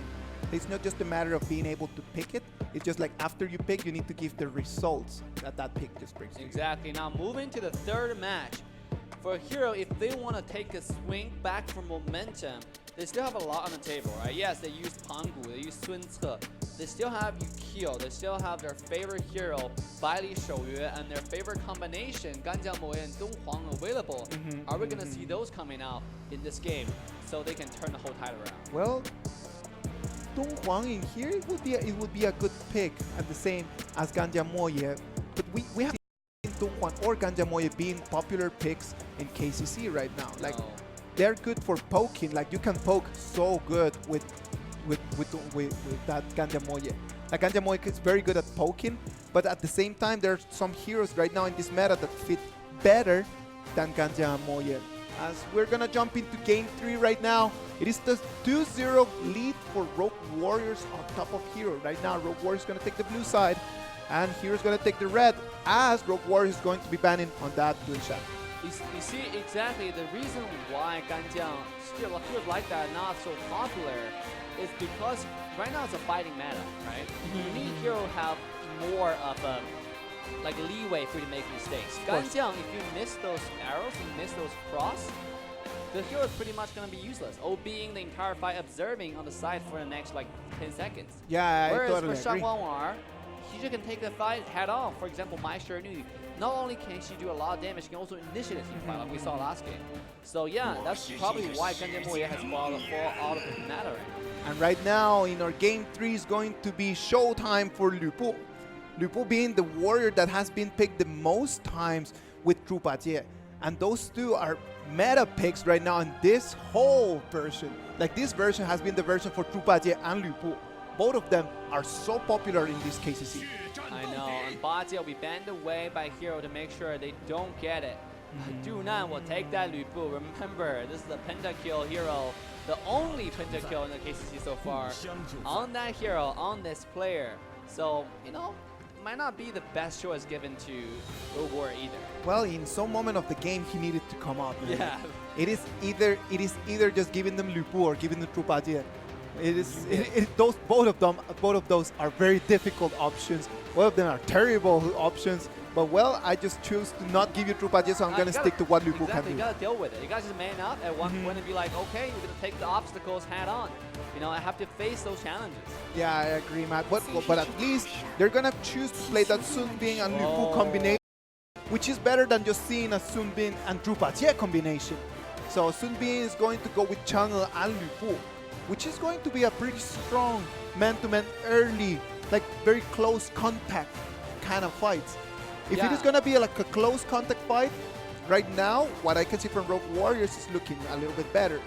Yeah, right now, we talk about Sun Bin and Lu Bu, you know, despite the fact how much I dislike Sun Bin's initiation, but the entire KCC, we see so much, the time-lapse, the ultimate from Sun Bin coming out into Lu Bu's Fallen God, has actually been working out really, really well, with this instant slow into the Fallen God knockup on top of it.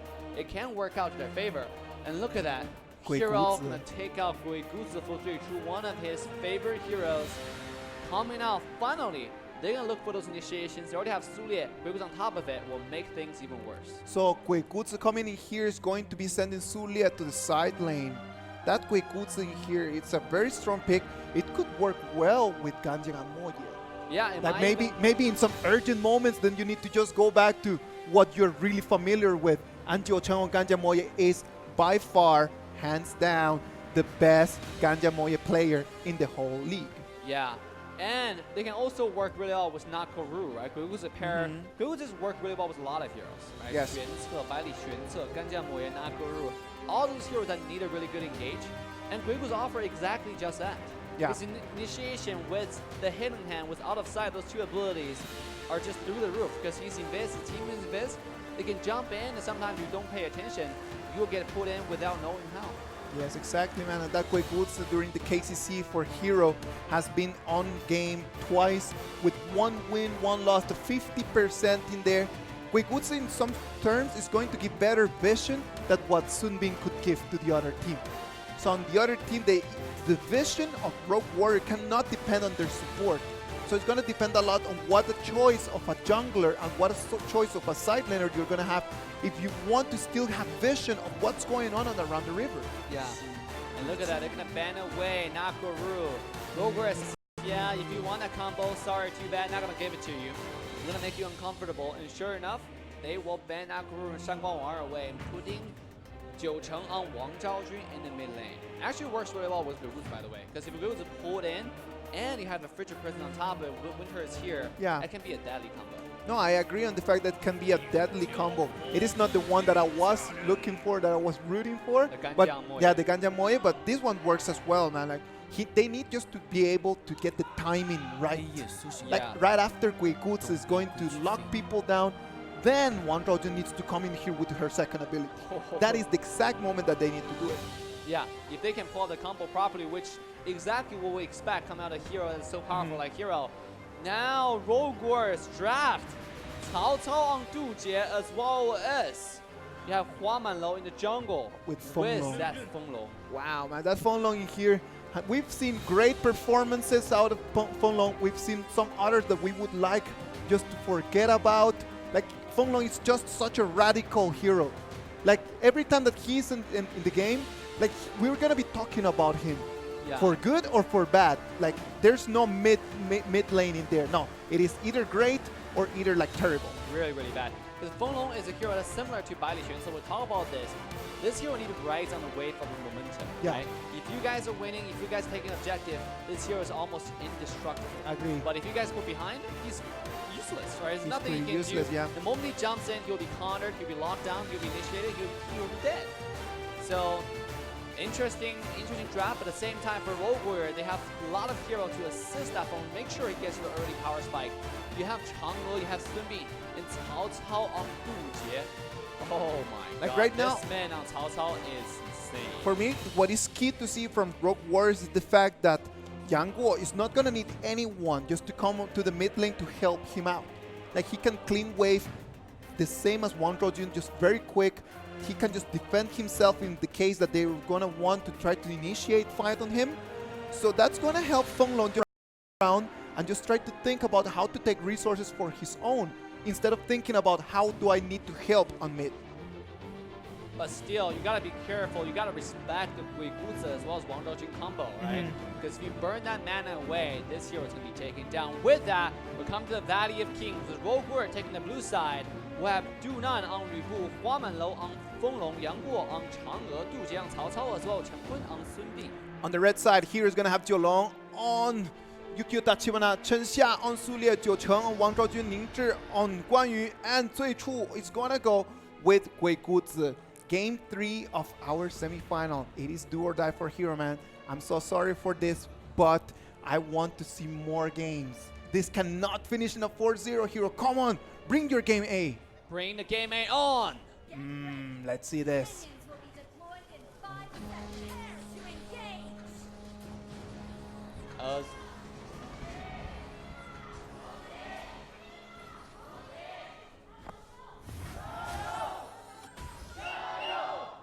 Listen to the cheers and chants from both teams.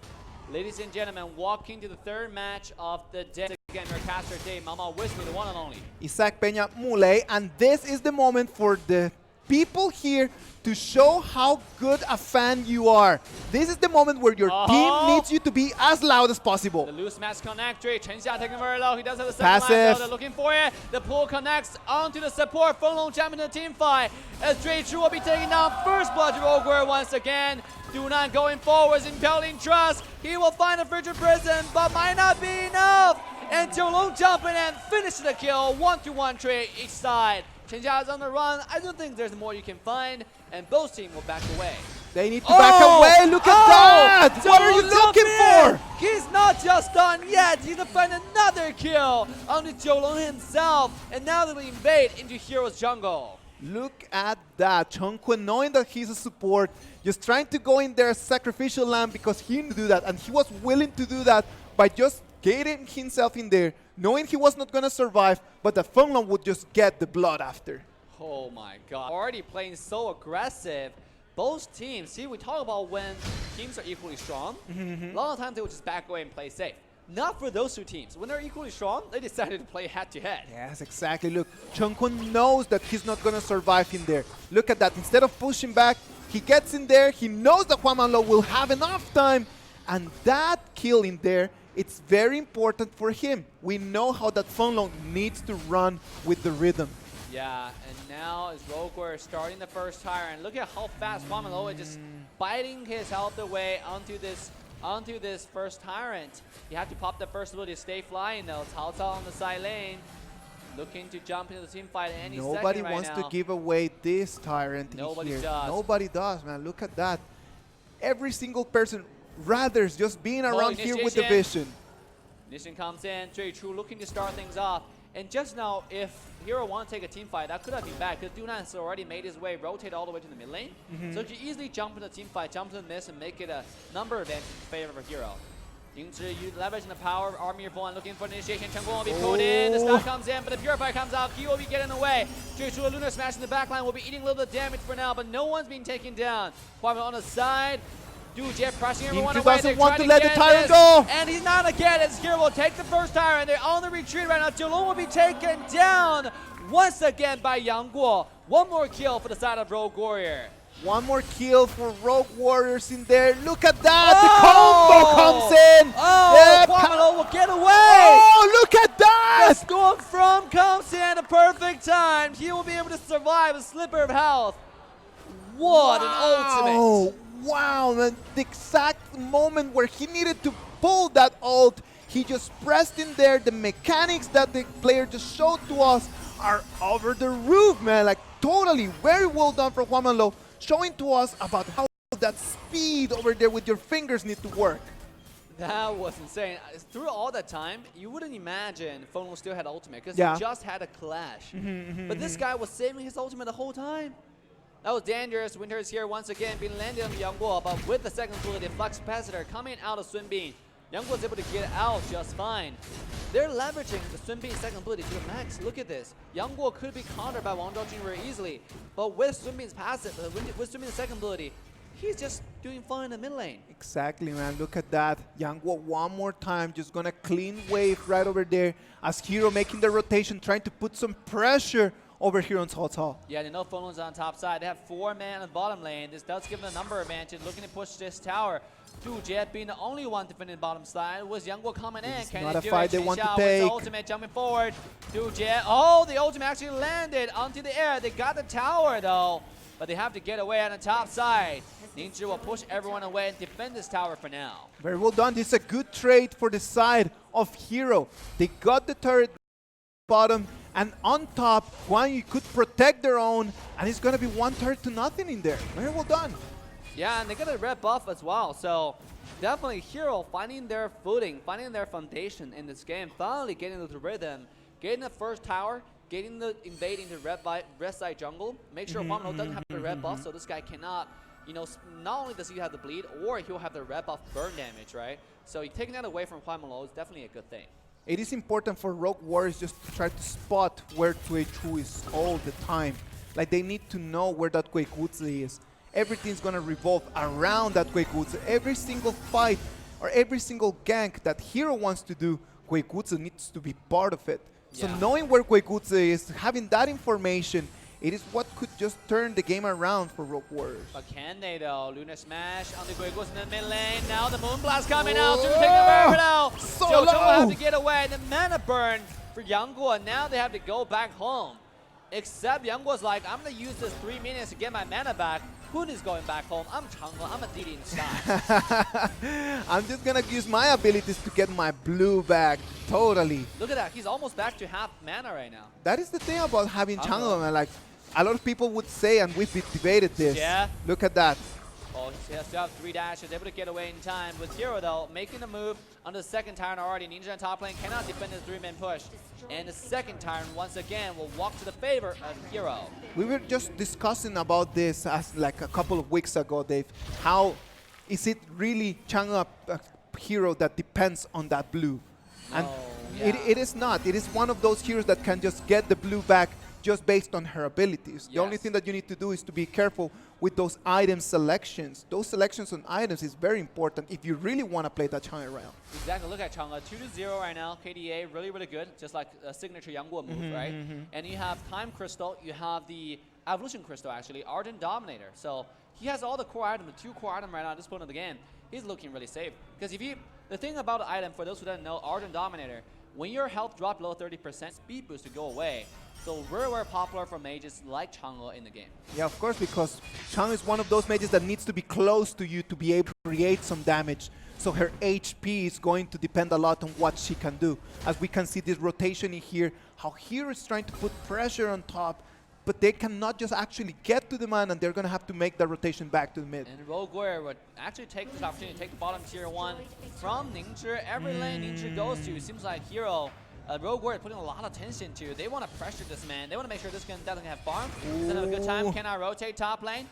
Hero looking to do the same thing and already finding the chip onto the health bar. Youngwoo coming in, looking for the Luna Smash. The Winter is here with Zap for the battlefield. Luna Smash connects and Jolong trying to get away. The Moonblast comes in. Very low. Dunan in the backline. There's a number advantage to the Rogue Warrior. Dunan still holding on to the ultimate. Any second, Impelling Trust. Finding the damage, he's taking very low. He has a passive. Finally, being taken down. The ultimate comes out. The Fallen God will find a double kill for the side of Rogue Warrior. Dunan is down. Is down. Fight 2-1 trade. A 2-1 trade right over here. Ninja needs to be on his horse right now if he does want to keep his life. He takes the turret, and it was a good fight for Rogue Warriors, but Hero taking the objective. Hero taking the objective. You know, they lost the team fight, right? They lost 2 kills for 1, but they got the tier 1 tower down middle, and that's a good plus. Oh, that's a great trade, man. Yeah. That is a huge trade for the side of Hero because you need the vision. Like we talked about, for Rogue Warriors, the vision is going to be a problem since they have Sun Bin as their option for support.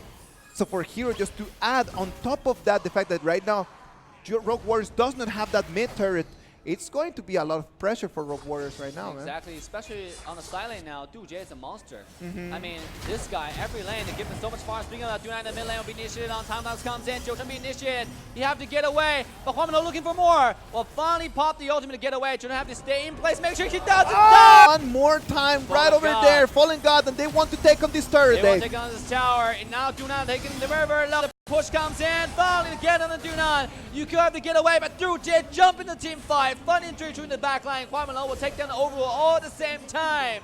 And this is looking good for Rogue Warrior. The ultimate, the Stormfront counting, he will trade his life. A 2-1 trade in the favor of Hero. Right over there, did you see that?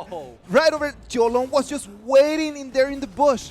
He knew that he wanted to go home, but as he saw Huamino going back, he said like, I'm gonna go with my blade around you. Yeah. I need to, I have to. I have to, the stun card. He's like, cannot hold it, you know, like, I have to do this. Yeah. This man has to go down. How dare you go on my mid laner? This is your punishment. And right now, Huamino with already Master Sword, he's already got Nightmare. He's got the items that he needs right now just to make everyone bleed to death. He's gonna slow them down, and then with that Master Sword, the poke come after his ability is gonna be a lot more damage. On top of it, you cannot ignore Lü Bu, just the scaling monster. I mean, as game goes on, you only get stronger and stronger until the point of irreversibility. No one can actually fight this man late game. Yes, exactly. As right now, it is only 10 speaking minutes of and that, 30 Chen seconds. Look at the Xia fight. Starting off team fight, the Fulham God comes into place, knock onto 2. They're looking to start things off. Cao Cao's nowhere to be found. Chen Xia looking to find Yang Guo in the back line, but look at Hua Malone on the side though. Zhu Shu taking very, very low. He tried to get away. It's not going to happen as he will be taken out once again, leaving Chen Xia just delaying his eventuality, and he will be taken down as well. A double kill for Rogue Warrior. Double kill for Road Warriors right now. It's going to be 5v3, and they've got the opportunity to keep pushing the lanes. They're going to try to go and try to push a little bit on both side lanes. They're not going to care much about that mid lane, but the sides are right now in danger for Hero. I know. You have 3-man rotation to the bottom side already. Jiu Cheng is looking to defend this wave. He does have the Winter here. He's still holding on to the ultimate. Look at Yang Guo though, cut in the back line. Jiu Long taking very low. Luna smash! Next! Yang Guo will find one more kill onto the Hero's jungler. And right now they're gonna press. They're gonna keep pressure. Right now, Rogue Warriors know that this is the rhythm that they want. Jumping in, finding the ult, finding the initiation, finding the animus, but cannot quite find any follow-up. You'll have to get away. As entire side of Hero is pushing onto the higher ground tower once again. 7,000 gold behind the 12 minutes into the game. Split and destroy. That's the topic for today's Rogue Warriors. Split, destroy on both sides. Try to take the Dark Tyrant, taking every single thing that they can right now in the map. And the problem it was, the vision was for Hero. And after that fight right now, everything just turned blue and belongs to Rogue Warriors. We were a very close match. And right now in that fight, in the last 2-3 minutes, it became an 8,000 gold advantage. Well, look at this, Chen Kun. 8,000 gold advantage in favor of Rogue Warrior in the last few minutes, like you said, Mule. Zhui Chu still finding trouble. They look for this initiation. Du Jie, like we said, is an unkillable monster on the side lane to 0. That's the beautiful thing about Cao Cao. Cao Cao right now in this game, in this meta, he's gonna take a 1v1 against anyone he wants. There are very few heroes that can take a 1-1 against Cao Cao and actually think that they can win or even survive. Yeah, and the thing about Cao Cao is this hero has 3 dashes, being one of the most mobile warrior in the entire game. So you have survivability, you have tank, you have sustain, and you have damage. You know, what else do you want from a He man? regenerates as well. Yeah. Look at that. You know, with all the ultimate used on the mid lane, Go for it. Rogue Warrior looking for more. The ultimate comes in. They're taking down Chen Guan. Nice burst coming in. And do not find himself. Oh, the flicker into the wall. He will be taken out, and the hero will hold the line. Take a double kill from Rogue Warrior. That is a little mistake from Rogue Warriors, man. We need to talk about that. Come on. That Lü Bu jumping in there too early. He jumped in there too early, and right now, after he jumps in, Chen Kun dies. And the fact that Chen Kun dies without the turret being even taken to half just gives the opportunity for Hero just to counter-attack. Exactly. And that counter-attack might cost Rogue Warriors this Overlord, man. This is a break they won, but look at Du Jie on the silo. Initiation comes in Animus. Do they have to pop the BB Legend just to get away? And now Hero will be forced away from this Overlord. But with Du Jie already popping the ultimate, Hero once again will make a move to this Overlord, realizing the entire team of Rogue Warrior coming back. They just dismantled Hero's play. Rogue Warrior coming in, 3 men versus 4, and dismantled the entire Overlord play from Hero. Look at Overlord right now. He's working on Overlord again. Like right now, Hua Malone, that phone on today is just feeling indestructible. Oh! The steal comes in, Zhou snacks it. Now the phone now comes out, Chen Xia will be left in the front, and he will die. Ninja in the back line, looking to jump in. He finds himself between rock and hard place. He will have to get away. A 1 kill for Rogue Warrior, but Hero takes the Overlord. Hero takes the Overlord over there with Jiulong, just showing to us a great demonstration of skills, man. Like the dash in there with the blade, and then he didn't even use his smite, man. Like the smite is still on them. Like he just thought, I can just take one sword of my blade. The Animus pulling 2. Hero looking to start things off. Do not take him Overlord. Have to get away. The precision on the man is insane. The bottom lane have to clean away before Du Jie finds more. BB Legend being activated once again. Get into the Overlord. Try to get away. So thanks to the flux capacitor from Sun Bing, he will be successful at it. But Hero, once again, despite the Overlord take, they still have a huge vertical wall to climb. All right, now as we get into 16 minutes of the game, we need to take one step back and start analyzing as we get into late game, what's gonna happen right now. Right now, every single Dark Tyrant is going to be vital because Rogue Warriors, they've got the composition for late game, but right now Hero is just looking a little bit stronger on those fights. Rogue Warriors is just a little bit too pressured into taking that high ground, and that cost them a lot of these very important resources. I know. Income and, you know, do what they plan. Because right now, we already saw them making some mistakes. The opportunity to come back.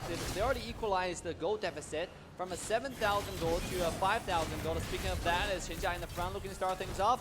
Using the back line, Fulong comes in, have to pop the flicker from Jiulong to get away. Counter attack from Shinja Shinja. on the back line, looking for the initiation with the art, which is ultimate. Jiulong on the side lane. This is the clash on there. Razor Carry from Ninja comes in. Shinja will be taken out first. Into the back line, Dude jumping in. He will find the kill on the straight through as well. Jiulong in the back line. Ninja will find the trade on the Dude now. Huaman will find one more kill on the Ninja with It is one only more Jiulong. defend. Jiulong activated Splendor. Not gonna be enough, and Rogue Warrior will take this fight. They have the minute wave, and ladies and gentlemen, that's it. Rogue Warrior will take us to the match point. It's going to be 3-0 for Rogue Warriors. Congratulations, boys. Wow. Wow. 3-0, where Hero in the last 2 minutes, they gave us the feeling, actually just take this. Like they gave us the feeling that they were fighting well. They were just holding to it. Rogue Warriors seemed a little bit pressured, a little bit too fast. But they But remain then- calm. They adjusted back. They find opportunity. They fight decisively like this team always do. And Duje into the back line, cutting everyone away, forcing them back, forcing them low. And everyone just get taken low by one man once again. That is the thing, man. Like, you need to admit that Rogue Warriors in this moment of the game, when you hit 16, 17 minutes, is the power spike for their heroes. Like Sunbin's damage starts coming in, like Lupu's damage starts coming in, and Huaman Lo has had such a good day on that Fenglong that it was just a matter of time. It was just like a time bomb just waiting to explode on Hero's face. I know. Rogue Warrior take a clean sweep and take their ticket back to Shenzhen, China. Let's take a look at a quick replay of exactly what happened. Let's observe the replay of what happened in here, because at the beginning of the game, Hero had the composition just to start fighting. But I just need to display in here. For me, it's important. Like, look how Jiulong just runs in there into the cave, that he uses his flicker just to run away. But look at what Chen Kun does.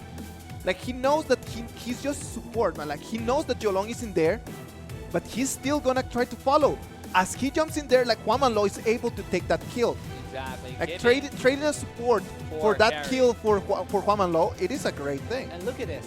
Do not holding on to his ultimate for the longest time in the team fight, and finally used at a crucial moment. Yes, he was taken out, he was traded off, but they won the team fight fair and square. Every single team fight in there was just looking like Rogue Warriors had more people than what Hero had.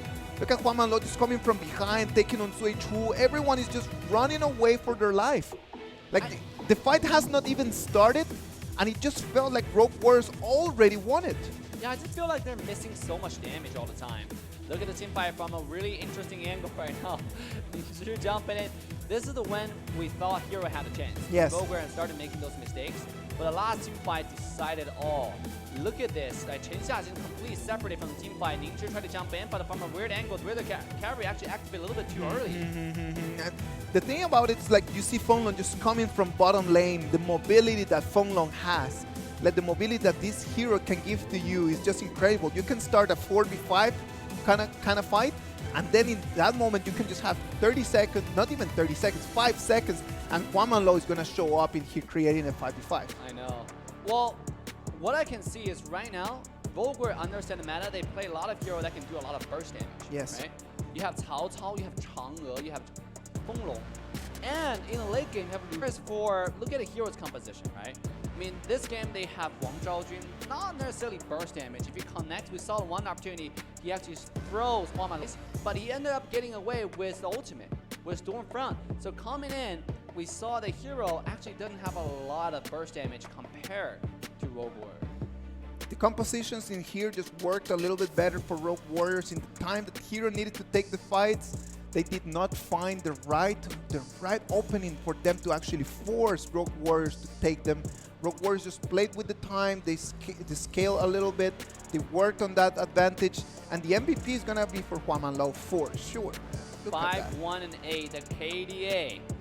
Oh, entire Rogue Warrior team, man, under KDA, it's just insane. I mean, you cannot. How do you punish this team with their KDA? They're so good with the team fights. They're coming in, not only taking like doing a lot of damage, they're also making sure they don't die, and they take a lot of kills at the same time. Let's look at the video of how everything happened right over there. Look at that.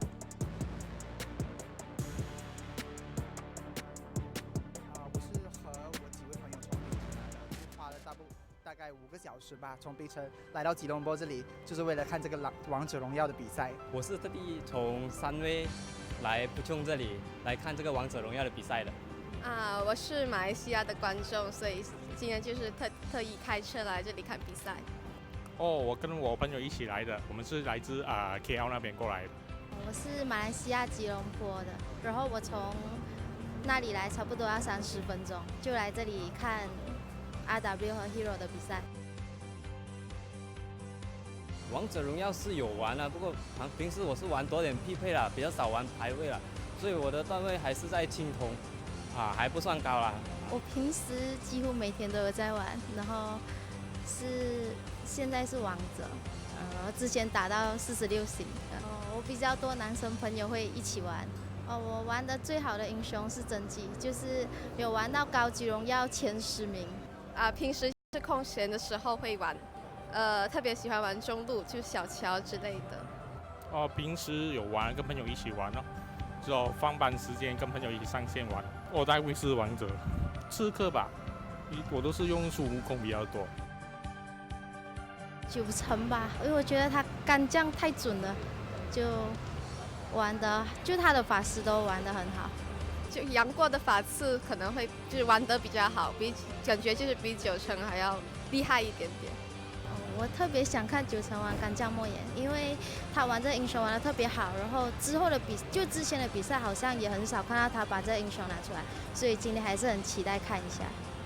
我觉得 RW 下，的几率会大一点吧，4-1、4-2。就我比较喜欢9成，可是从整体的实力来看的话，因为最近 RW 的状态还蛮好的，所以我觉得今天 RW 的胜算会比较大一些。我今天来的是为了支持 Hero 的。Hero 加油，9成加油。Hero 加油啊！希望这次比赛可以进到去决赛。RW 下加油。All right, boys and girls, welcome back to the stage once again.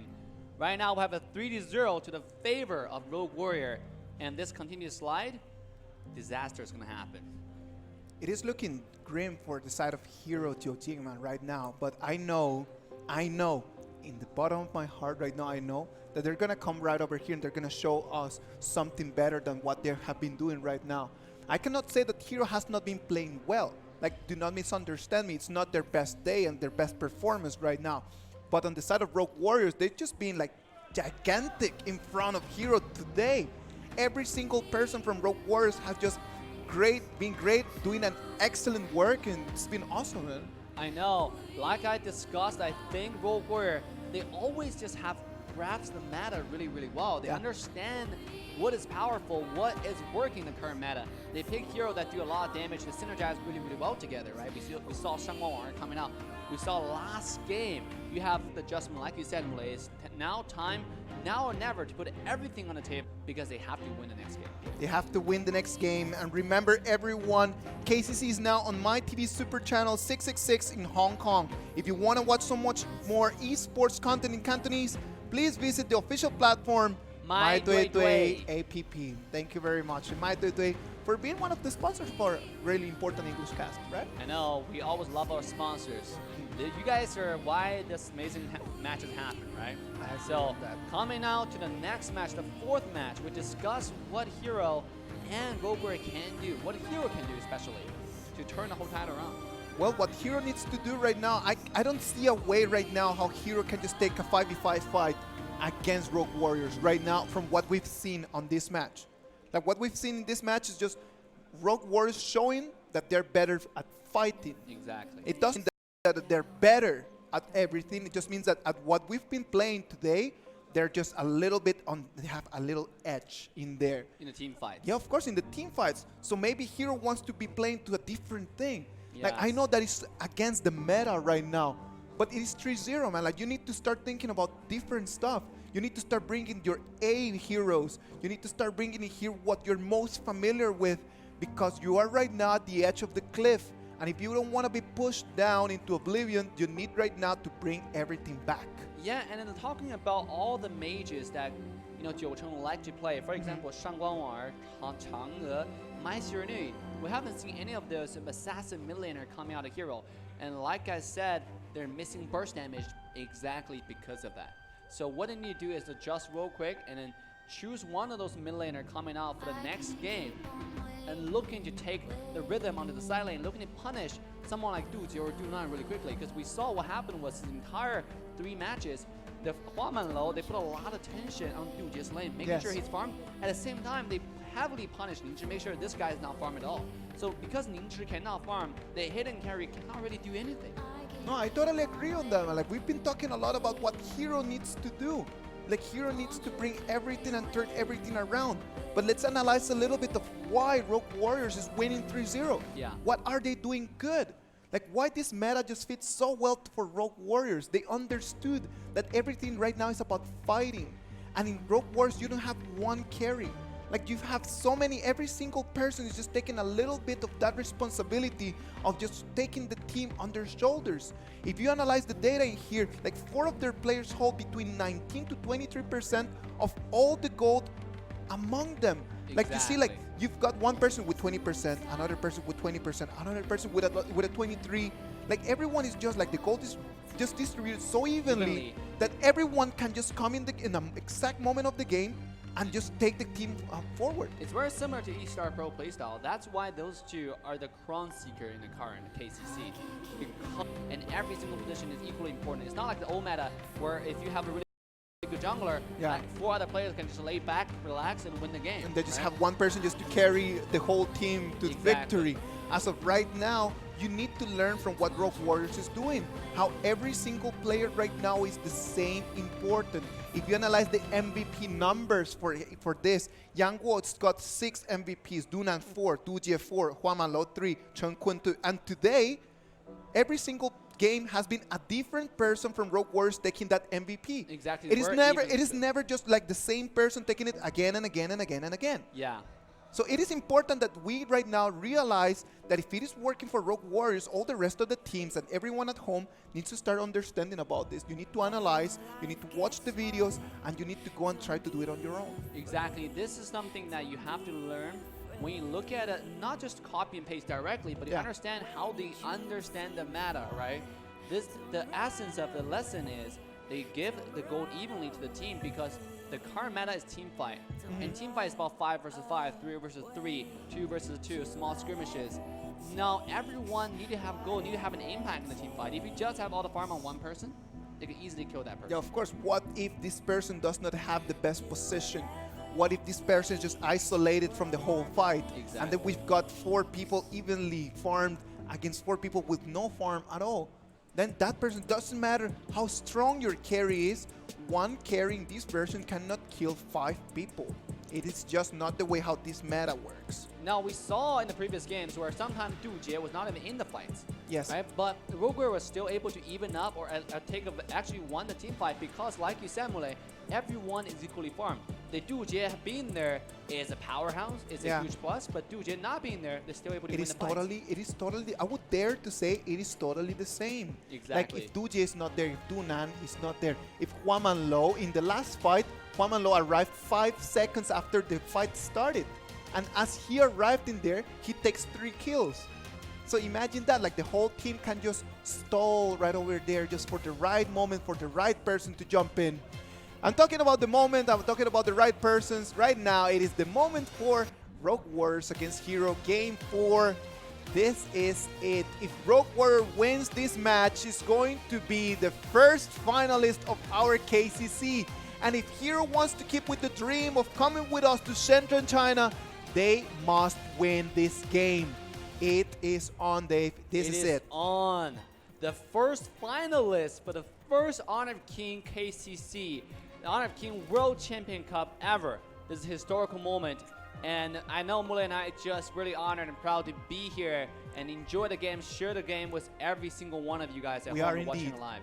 We are indeed really honored. We want to say thanks to everyone that has been so nice with us since Korea to Malaysia. And I hope that everyone in here is going to stay with us for Shenzhen as well, man. Exactly. Going to Shenzhen is only going to be more exciting. And we know a lot of stars are going there as well. So I cannot wait. So with that, let's move to the Game 4 ban and pick. Game 4, like easily, Rogue Warriors in there is going to ban the two strongest side laners right now in this meta. No Lupu, no True Bajie for Hero. Like Bajie and Lupu are not going to be an option. And Hero's going to go with Lady Sun. Time to pull off that trump card. It's time just to pull the big guns. Right now, the big boy guns are coming out. And Lady Sun is going to be in charge of that damage in there. Exactly, Mule. Even back in Korea, I was always had faith in this character. Yes, right? yes. Now look at this. Lady Sun is not only the meta hero, but one of those heroes you want to pull out when you have to win. Right? The tier S, higher than tier 0 kind of hero. The trump card. I just love it, man. With the change in the meta, and right now Lady Sun's ultimate being so strong. Like, you just need to be able to protect her, take her around the street, and then she's everything sorted out for yourself. And that is the reason why they're gonna choose that Tramfei. Tramfei is going. There's gonna be a bodyguard for that Lady Sun. Wherever that you go, I'm gonna be in front of you. You just do your job, and then I am gonna die for you. Exactly. I'm gonna dive and take all the damage and make sure that you stay safe. But Lady Sun now taking on the job, taking on the damage. Speaking of hero not having enough burst damage, look at this game. Maestro Nui was as well as Lady Sun. Their burst damage, you cannot have a more luxurious combo with it than this, right? They're looking to win this game. It is a pretty luxurious combo, and look at that. They're going to choose from Rogue Warriors Jiang Ziya for what seems to be a mid lane option. Like, every single time that the team has tried to play the Jiang Ziya on a support position, it has not been a good idea. And right now, if Rogue Warriors decide to put the Jiang Ziya in front of Mai Shiranui, that could be difficult for him to survive. Exactly. It could be just a lot of work for him. And look at that. You know, Hero already banning away the heroes that work really well with Jiang Ziya. For example, Chen Miaojin. And they also need to consider a lot of heroes that can initiate really well. For example, Toro and Wiz Xuance, right? And also Gui Guzi. So actually, Rogue Warrior right now pulling out Jiang Ziya in the 4th game is such a smart move. Being a hero that's not banned or picked at all. Yes, exactly. Now, Jiang Ziya is a very strong hero if you have the right composition and the right strategy. If you have the strategy and you can play to Jiang Ziya's just power spike, like, okay, everything's gonna be fine. But it has just been difficult for people, just for teams, just to get to that moment. Like, some people just get into the idea like, oh, we've got Jiang Ziya's composition, we need to fight, and they're just headless, just going around and just throwing punches. And then it just bites them in the back, just knowing that, okay, I jumped into the fight, I did not win, I do not have any advantage, I don't have the gold, I don't have the experience, and the whole composition just goes down. Yeah, because when we talk about Jiang Ziya, there are 2 power spikes. One is when you first hit level 2 with the silencers. One is your silence first hit level 4, because that's when you have a level advantage over your opponents. So coming in, look at Dongfeng Yao being taught by Hero on the stage. In this very specific game where they have to win, this is a very risky but very, very interesting match already. I love it. It is going to board Jiang Ziya, man. It's going to be Jiang Ziya and Diao Chan in there. It's going to be Diao Chan in mid, Jiang Ziya's in the support, and Rogue Warriors in here just betting, like doing a very big gamble, man. Like, this in here is a big gamble what they're doing right now. Jiang Ziya's support and having Guan Yu on the side lane. Who's going to protect that Jiang Ziya? That Jiang Ziya cannot be protected right now. Like, right now, he's just living on his own. And we know that has not been working out a lot. And on the other side, you've got Mai Shiranui, you've got Cao Cao, you've got Dongfeng Yao. All of them can take a Jiang Ziya on a 1v1 easily. This is interesting because you never expect someone like Jiang Ziya to be the support in the game so crucial. We already seen Rogue Warrior made this kind of mistake before, where you come to a game point and you start actually making compositions, throwing composition like Zhang Jia in the support, and didn't work for them last time. Come to this game, looking at a draft from Hero, and you have someone who can't even check bush, who can't even start off team fights. Huan Manlo is complete on his own. The Nightmare Hook is really hard to land in this case, and no one's going to throw any CC for him. Nobody, right? And right now, it just looks like Rogue Warriors, they've got individual picks, you know? Like, I've got the ability to go on my own and try to survive, but I don't see how the team fights are going to start in there. So with that, we're going to move to the Valley of Kings. So this time it's Hero on the blue side, 九龙 on 东方耀, Chen Xia on Lady Sun, 九成 on My Sure Nui, 林志让 Cao Cao as well, 最初 on 张飞. Rogue Warriors is going to have Dunan on Magnus, Huan Manlo on Xuan Ce, Yang Guo on Diao Chan, Du Jie on Guan Yu, and Chen Kun on Jiang Ziya. Chen Kun, a lot of things are going to depend on what he's going to be able to do. Will he be able to survive?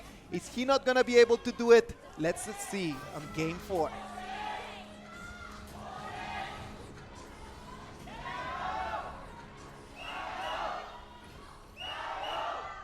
All right, the game starts once again. Your caster Dave Mama with me, the one and only. Peña Muley, welcome back to the game 4. Let's see what's going to happen. Rogue Warriors in there. Jiang Ziya just going around with Diao Chan. Rogue Warriors is going to have to be a little bit playing to the safe side right now in this game, man. Look at Yao just taking so much time taking the first buff. Like, he's just taking it. And now Yang Guo almost finished his blue already. And Yang Guo doesn't even have a jungle. Chan, man, yeah. Exactly, the Diao Chan doesn't have a jungle knife or something. Looking at Jiulong moving to bottom lane. Chen Xiao with the damage. We talk about how the power spike comes online. The hook connects. Creature taking very below. Wizard Days try to get away. And Duna on the side. Rogue Warrior will take the first blood from Hero once again. Right over there, Rogue Warriors taking that first blood. That's a good thing about having Xuan Ce. And that hook. Like, you can try to run away from me. If I hook you down, you cannot run. You're going to come to where I want you to be. And right now, that Zhang Fei is not even level 3. So he does not have the ability to survive on his own. Exactly. We have doubted the synergy, the composition coming in. I mean, they're playing really aggressive early game. We talk about the power spikes, right? Look at this. Yes, they have exactly. everybody level 2, whereas the entire team of Rogue Warrior, Zhang Fei still level 1. He also only has one ability. That's why he died. Yeah, man, like, look at that. I just loved how Chen Kun just moved in there to get the vision. And as Hero thought that it was going to be an easy kill, they just counter back and they just got the first blood for their side. Now with the first blood in their pocket, Rogue Warrior once again maintaining their 100% win rate for first blood, a 90% win rate. This is looking even higher and higher on the bottom side though. Ladies are looking for the poke, but don't have the damage just yet. They proc Dunan's ultimate shield. And now Rogue Warrior will actually make a move to the first Tyrant. They're gonna have to go for that first Tyrant. Hero does not have the ability, but look at Rogue Warrior. It's taking them so long time for taking that Tyrant. Jiulong makes the jump in. Look at that. Jiulong trying to get it. Use the ultimate just to get away. And Zhang Fei will jump away as well. But look at Zhou Cheng jumping in with a flying dragon. They will shut down Rogue Warrior's jungler. And they're gonna look for more. Lady Sun's in a little bit of trouble. He tried to get away, but he's stuck on the wall. Yang Guo will take down 3-2 as well. Make it 1 versus 2.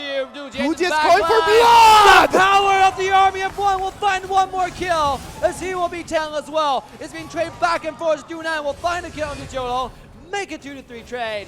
And this fight just so chaotic. This fight was chaos going around. Everything started with the Tyrant. Then everyone moved with the run over there. As we saw how on the side, Du Jie just wanted to go for Jiao Cheng. Like, he just put his eyes on him, and just like a shark that could taste blood, he just decided, I'm going for your life. Because they understand the Hero, despite their adjustment they're making, they're still revolving heavily around their mid laner, right? Yes. They still give Jiao Cheng a lot of farm. They still make sure that Jiao Cheng is the core of the team. But that's why he targeted him. That's why he's like, even if I die, this guy's going down with me. I'm going to make sure Jiao Cheng sees himself in the black and white screen. Let's take a look at a quick replay. Look at that. Huan Manlo just being taken down immediately. Like in there, Jiao Cheng just did that really well. Yeah. Like, he just spotted Huan Manlo, and he knew that Huan Manlo needed to be out of the equation very quickly. But then after the whole fight finished, and then everybody was going to back up, just Du Jie just going in there for Jiao Cheng. He knew he was not going to survive, but that kill in there was totally worth it. And then Jiulong, you have Du9 in the backline just finding the trade. Now Zhang Fei taking very low. He can't even pop his ultimate before he was taken down. Rogue Warrior gonna take this kill. Now gonna rotate back to the mid lane. Everything happened so quickly in there for Zhang Fei. He did not have even the chance to pop his ult. Like he was holding to it a little bit more. I He know. just held it too long. But you can't underestimate the damage right now. Jiulong jumping forward. You're looking for Chen Kun in the bush. But this all might be futile on the bottom side. Rogue Warrior is brute forcing their way onto the tier 1 tower. And they're going to be successful at it. Already at 2,000 gold, 4 minutes into the game. Looking for more. That means Ninja don't have to dash away. Wall block comes down to 3. 4 people. Jiulong jumping in, but they don't have the number advantage. Jiulong making the way into the team fight. This might be scary. Jiulong being taken out already. Jiulong missing the fan. Have to pop the flicker just to get himself safe. Now Duna on the side though. Jiulong still looking for the opportunity. Flying Dragon wide. As nothing else was happening, Rogue Warrior will take a kill from Hero. They're gonna take a kill, and it's one more time Jiulong going down. Jiulong needs to be able to understand that he cannot be killed so many times in early game. We need him to be strong when we're gonna hit 10 minutes, 11 minutes. In those big fights, we need him to be part of them. But if he's just being stalled right now by being killed so many times, like he's not gonna farm into the kind of jungler that you would need. Exactly. And on top of it, Chen Xia's farm has been hindered as well. I mean, look at this guy's farm. Only sitting at 2,400 gold compared to his counterpart. 4,100 on Magnus. Wow. 2,700 on that Baili Chen. I mean, this is not looking good for here at all. That Magnus, we always talk about how Magnus in the late game, it is like a very strong hero. But if he keeps farming like this, he's gonna be a mid-game kind of hero, man. Like he's gonna be stacked very early. I mean, he's already, Duna is popping up. Everyone from, we talk about Rogue Warrior, everyone can carry. This is exactly why, right? Duna, you have Duji, right? Yang Guo popping up, and now it's Duna's chance to pop off. Everyone has a turn. It's your turn to shine right now. They just taking that spotlight and just taking turns to stand over there in that circle. Exactly. Now on the top lane, Yang Guo from Yang behind. Guo from behind, popping the ultimate, the floor essence. The floor potential comes in, and thanks to Zhang Fei's shield coming online, they will defend the tier 1 tower on the top lane. And right now we can see as we hit 6 minutes and 30 seconds, it's already a 3,000 gold advantage for Rogue Warriors. They need to start forcing a little bit more. We talked about like how they might have to play slowly and steady, and right now it is just the moment for them to take it forward. Look at that. The Repentance coming on the top lane, but there's a support. Yang Guo from behind. Yang Guo from behind. Is now the top lane. Hero being isolated. They still have the minion wave. They're going for the tower. Jiulong looking for the opportunity, jumps in. The Flying Dragon will connect, but Dunan with the ultimate. The shield comes down the bottom side though. You do have Ningzhi finding a kill solo on the Chen Xia once again. Dong Weiyao is on the pursuit. He cannot find it. One more kill. They're just taking on Chen Xia. Chen Xia right now is a Lady Sun that cannot kill anyone. Right now she does not have the damage, does not have the items. And if you're gonna try to go for that blue buff, everything is working for Rogue Warriors. I was worried about what Chen Kun could do over there on Zhang Xia's support, man. I was a little bit concerned about that. Same. Not a little bit, like I was very concerned. The same. This entire tournament, we haven't seen any success with the support Zhang Xia yet. And now look at this. Jiulong doesn't have the smite anymore. It means this blue buff will surely go to Rogue Warrior's pocket. Just adding salt to the injury. And now another team fight comes in. Zhu doesn't have the ultimate. Chen Xiao, we burst it down once again. Zhu will stand just to fall. And Rogue Warrior will take this fight. Rogue Warriors gonna take the fight right now. 8 minutes, the Overlord is part of the game. And right now, Dunan is monstrous, man. That Magnus in there can take on anyone. Look at Juan Malo and Dunan just putting pressure all the way to the high ground. This in here is looking like RW wants to finish early, 4-0, and send everyone home. They want to finish. They want to make sure that we have an easy day too as casters. I mean, this is early on. We want to see a long series. Of course we want to see a long series, man. Come on, these semifinals. They want to go back to China in hop out already. Look at this. Wow, man. The gold advantage right now hits 5,000 gold, and Magnus right now on top of all the gold and all the resources. Dunan right now is just taking anything that he wants. He's got 6 kills right now. He's died none. And right now he's got the most gold in the whole map. This is going crazy. Look at this. You have Du Jie on the Guan Yu, just get away. Now in the bottom lane, Dunan is unkillable. This guy, grab the ultimate on an 8-second cooldown. I mean, he can pop that shield anytime he wants with so much damage. There's little chance for Chen Xia to survive in any team fight. Of course, look at Dunan in there. He's gonna He's gonna pop the shield. He's gonna take 3 people's damage, and his HP is still the same. Still the same, and Tyron will go to the pocket of Rogue Warrior, sure cementing this game to their favor. Already at over 6,000 gold lead. 9 minutes into the game, the gold advantage just keep on sliding more and more and more. I mean, Mulei, do you see any hope for Hero at this point of the game? Right now, what they need to do is just to get Chen Xia, just Oh, build the items bottom that he lane, needs. wall block comes in, Jiulong getting targeted. It is Dunan taking low. Zhou Chen jumping in, finally kill number 1. He'll be taken out by Yang Wen in the end. As Yang Wen look for more, he dances and dodges. Ninja's still alive. 1 versus 2. The power of Army of One coming online. He will be taken out as well. A 2-3 trade to the favor of Rogue Warrior. And right now, it's only Lady Sun and John Fake who are gonna be needing to protect that high ground. And it's only one John Fake. Look at that! Du Jie jumps in, killing spree on the man. He's going crazy right now. The bottom high ground tower left defenseless. And right now, Dunan is taking down this high ground tower. Dunan right now has got green light on that turret. He knows he's got the damage. Right now, he needs dragons coming into the high ground of Hero. And this is not looking good. This might be the Raven taking the message that Rogue Warriors might be making it to the finals. Rogue Warrior, they're charging forward. They're ready for this. I mean, look at this match. Look at those initiations. Du Jie and Dunan's 2 silence for Rogue Warrior are like big mountains that you cannot pass. I mean, they find kills left, right, center, front, and up. I mean, this is crazy right now. This is crazy, man. Look at that 8,600 gold for Dunan. He's got Eye of the Phoenix, Glacial Buckler, he's got Nightmare. He's got all the items that he needs to be able to survive and to bring damage to everyone.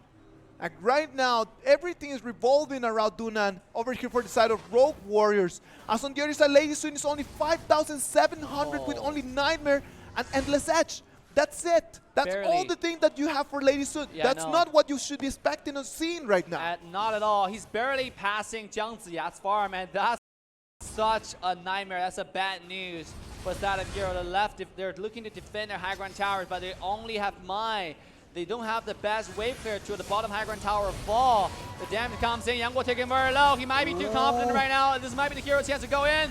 Ninja will activate his ultimate. Seems like going in. Splendor! They gotta kill the Ninja. This is looking good. Zhou Chen jumping in. Finding the shit in the back line. Zhou Chen will finally kill the Yang Guo. Jiulong will finally kill the Huan as well. But Du Jie on the at back Dunan! line. He will find everyone. And Dreacher will be left and only one to defend this wave. He cannot do it. He will be taken out. And Rogue Warrior will march for the high ground. They will march for the win.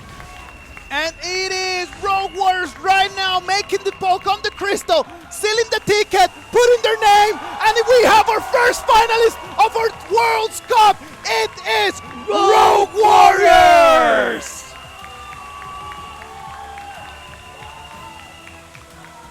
Humble but pursued far beyond imagination. Shapeless but filled with compact structure. Master of the East will march on forward to the contest of the highest and demonstrate to the world on the biggest esports arena the true power of the Rogue Warriors. Team Hero, on the other hand, took us on a stimulating roller coaster ride.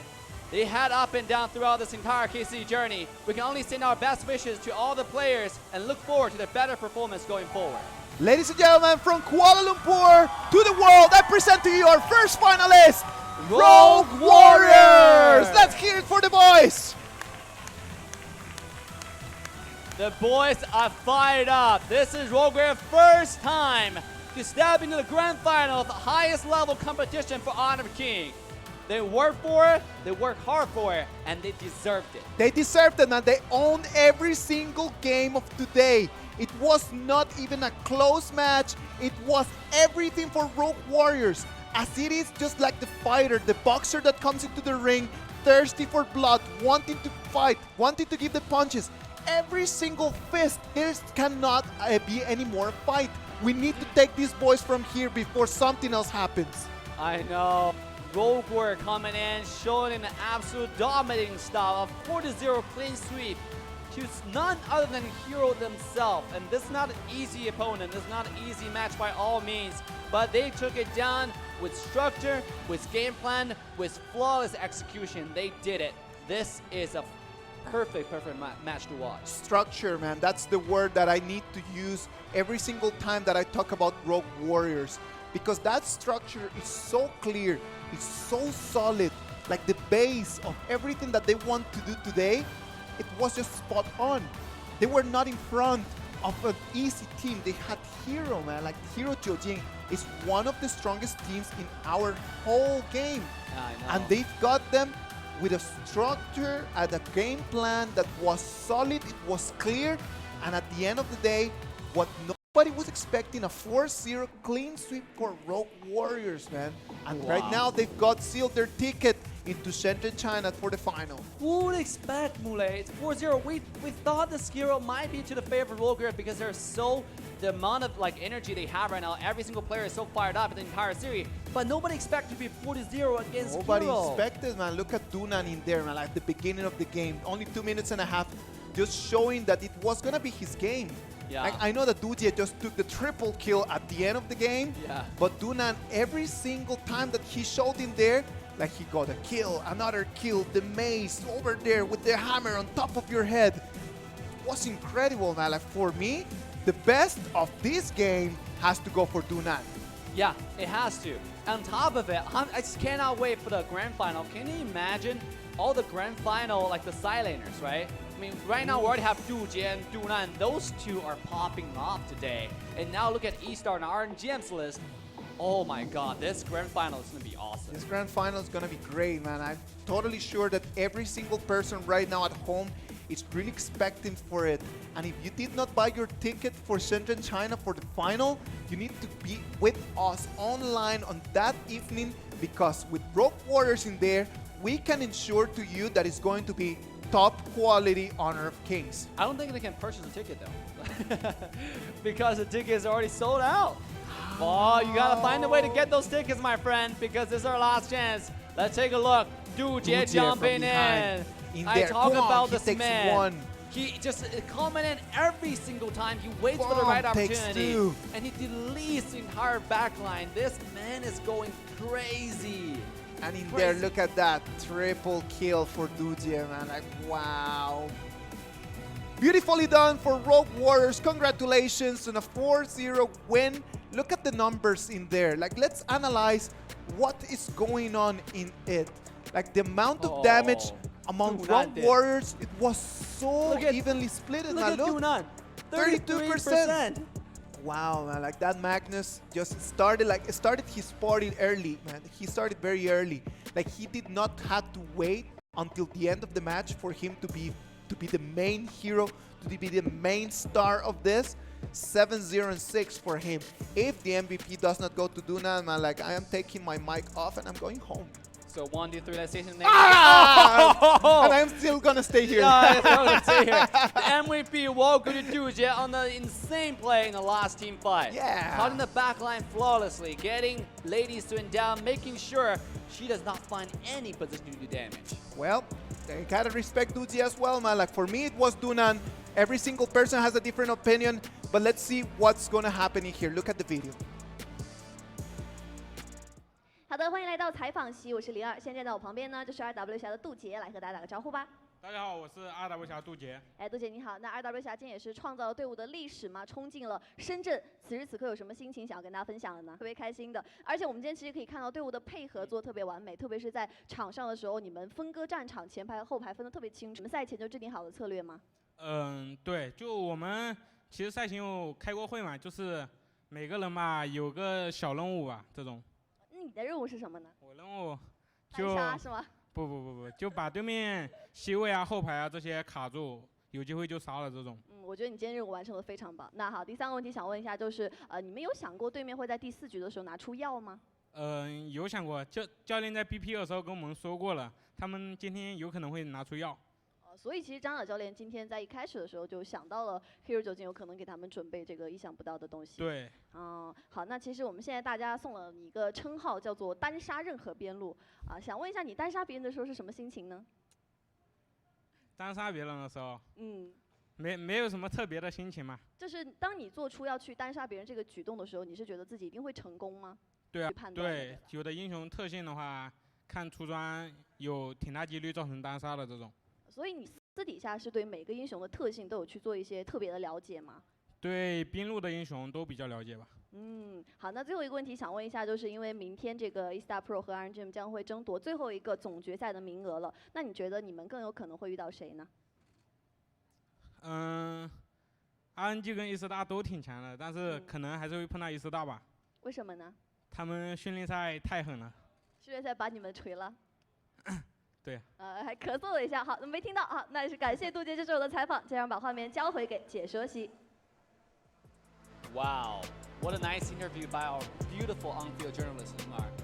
What do you think about what Duje said over there? Well, I think that when he was asked, like, what's your feeling when you take a one-on-one against other side laners, I think he was like, it's just the way it is, you know, Yeah, like, just the way it is. it's just normal, like, Yeah, there's no normal. That's what I execution. practice for. Yeah, yeah, because actually for professional players, especially for a team that as stable, as steady as Rogue Warrior, they didn't just go for the kills. They go for the kill, there must be a reason for it, right? Must be like a free kill that I have to go for. Imagine a top lane when Rogue Warrior, when Duje had Hangu take on take on Ning Zhi Li Xin. Yeah. I'm pretty sure he went for it because he could. Right? There's no extra step. He flickered in, one auto attack, start walking away. If he didn't get a kill, he would still walk away. Like the movement was flicker in, one auto attack, and walk away. This man didn't have any extra moves. He didn't go for the kill, but he could. He just do it if he can. The decision making right over there, and like just to know when to push forward, when to move back. That is very important, just for everyone to make those decisions with a cold mind. Now on the other side, Hero today, sadly for them, they're gonna just step over here out of the bus that goes straight to Shenzhen, China. It's gonna be the last time that we're gonna see them for this KCC. But they brought to us so many great performances, man. Like they were just such a good team. Today they were just in front of RW that did not give them even a chance just to stand. No, Rogue Warrior coming in ready to fight. I mean, this team was ferocious. Especially, now, let's not talk too much about the mid laner, right? Yeah. Yangguo performance was on point. He did what he needed to do, but the silent today. Duje and Dunan. I mean, I was surprised the last MVP didn't go to Dunan himself. Yeah. I actually went to Duje because of the last team fight where he literally cut the backline so perfectly. Shows you why he was MVP, the best silenter, like, you know, being nominated in the entire spring season. Yeah, he was key, man. Like, he was key right over there in those moments. Like, he was able just to take those one-on-ones. That one-on-one that he took with Guan Yu against Lady Sun in this last game, like, it is key. It is crucial just to kill that Lady Sun right over there in that moment, just to stop the rhythm of her farm. Yeah. Just to have her out of the game for a little bit more. Well, there was no rhythm for her at all. There was no There was rhythm no at all. farm for her at all. Like, Guan Yu made sure nothing was going for Lady Sun at all the entire game. And that is why Duji at the end just took the MVP, man. I respect that a lot. What Hero did during this whole KCC. And right now, this first semifinal is done. The first team with their ticket is going to be Rogue Warriors. What an incredible performance by Rogue Warrior coming today. And I think what Mule and I are really trying to say is we just wish there are 2 MVPs that you can give in one game. Yeah, I totally agree on that. Now let's just flip the page right now. Rogue Warriors against Hero is done tomorrow. At the same time, we're going to have eStar Pro against RNGM. And RNGM facing eStar Pro is going to be the second time that they're going to be facing each other during this KCC. The first time it was eStar Pro just taking a clean 3-0. Yeah, I know. There was nothing that RNGM could have done in that game against eStar Pro. They came in ready. It actually happened the first day of the tournament. And this is the 3rd time ever this year they faced each other. Talking about the grand final, right? Being eStar Pro #1 of the 2019 spring season. And RNGM fired up. You heard what the man said. Dude just said, in the scrim matches against eStar Pro, that team looked right. Well, if you analyze RNGM, the way how they made it all the way here to the semifinals, like RNGM just had a little bit of a difficult time against QG Happy in the previous match. So with that, let's take a look at the total beyond godlike list for all the players. Huahai was 4-time, Jiu Cheng was 4-time, Yang Guo today taking 2 more and put himself on the 4th as well. And right now we can see what's going to expect for us tomorrow. we're gonna have at 6 o'clock E-Star Pro against RNGM. That match is gonna be on fire, man. We were talking about how RNGM had a difficult time to make it through QG Happy. As from the other side, E-Star Pro did not have a lot of difficulties just to finish with Nova Esports. Exactly. Now, if RNGM wants to win against E-Star Pro, what do they need to do, Dave? What do you think? RNGM taking on E-Star Pro, a lot of stuff people can learn from, you know, a lot of teams, especially like WoW, people low, or even Black and Atlas from the spring season, right? What they do is get you low enough so they can take resources, take towers, take objective, take towers, and that's how you win the game. It's not by kills. You take a kill, it's probably 150 gold. Yeah. The first blood give you 200, it's not that much. But if you take a tower, it's gold for everyone on the team. Most importantly, you can start snowball from that point and move to the jungle, and then slowly but surely open up the entire map. In my opinion, what I think that RNGM needs to be focusing on against E-Star Pro is in just get the very strong, defensively speaking, kind of compositions. Just that kind of composition where I do not focus that much on the initiation of how can I bring the fight to you, but just to be ready. E-Star Pro is gonna bring the fight to you. And Cat most likely will be the one who start out the team So fight. just take a composition where you can counter attack. Just think a lot BP. Like if RNGM is going to have an opportunity tomorrow against E-Star Pro, they need to think about how to counter attack the fact that E-Star Pro is going to come just over here, just sending punches forward. And sometimes punching people back after they punch you is not the best solution. Maybe what they need to do is just Tai Chi. Fighting strong with soft. just Maybe try that'll work. to go with a Rocky Balboa kind of strategy, man. Like hit me as Exactly. much as you can, but I'm not gonna fall down. You see, that will work. Or you can also fight strong with strong, right? Yes. A lot of different options, but we all have to find out the details tomorrow because we don't know that yet. And that's the most exciting part of all this. I agree, man. And in the name of myself and the name of Dave, I want to say thank you to everyone that has been following us since Korea to Kuala Lumpur. It's been a great road. We hope to see you in the finals, right, Dave? Yes, you guys have been amazing audiences, and we'll see you guys in Shenzhen. With that, enjoy the highlight of the day. Thank you very much.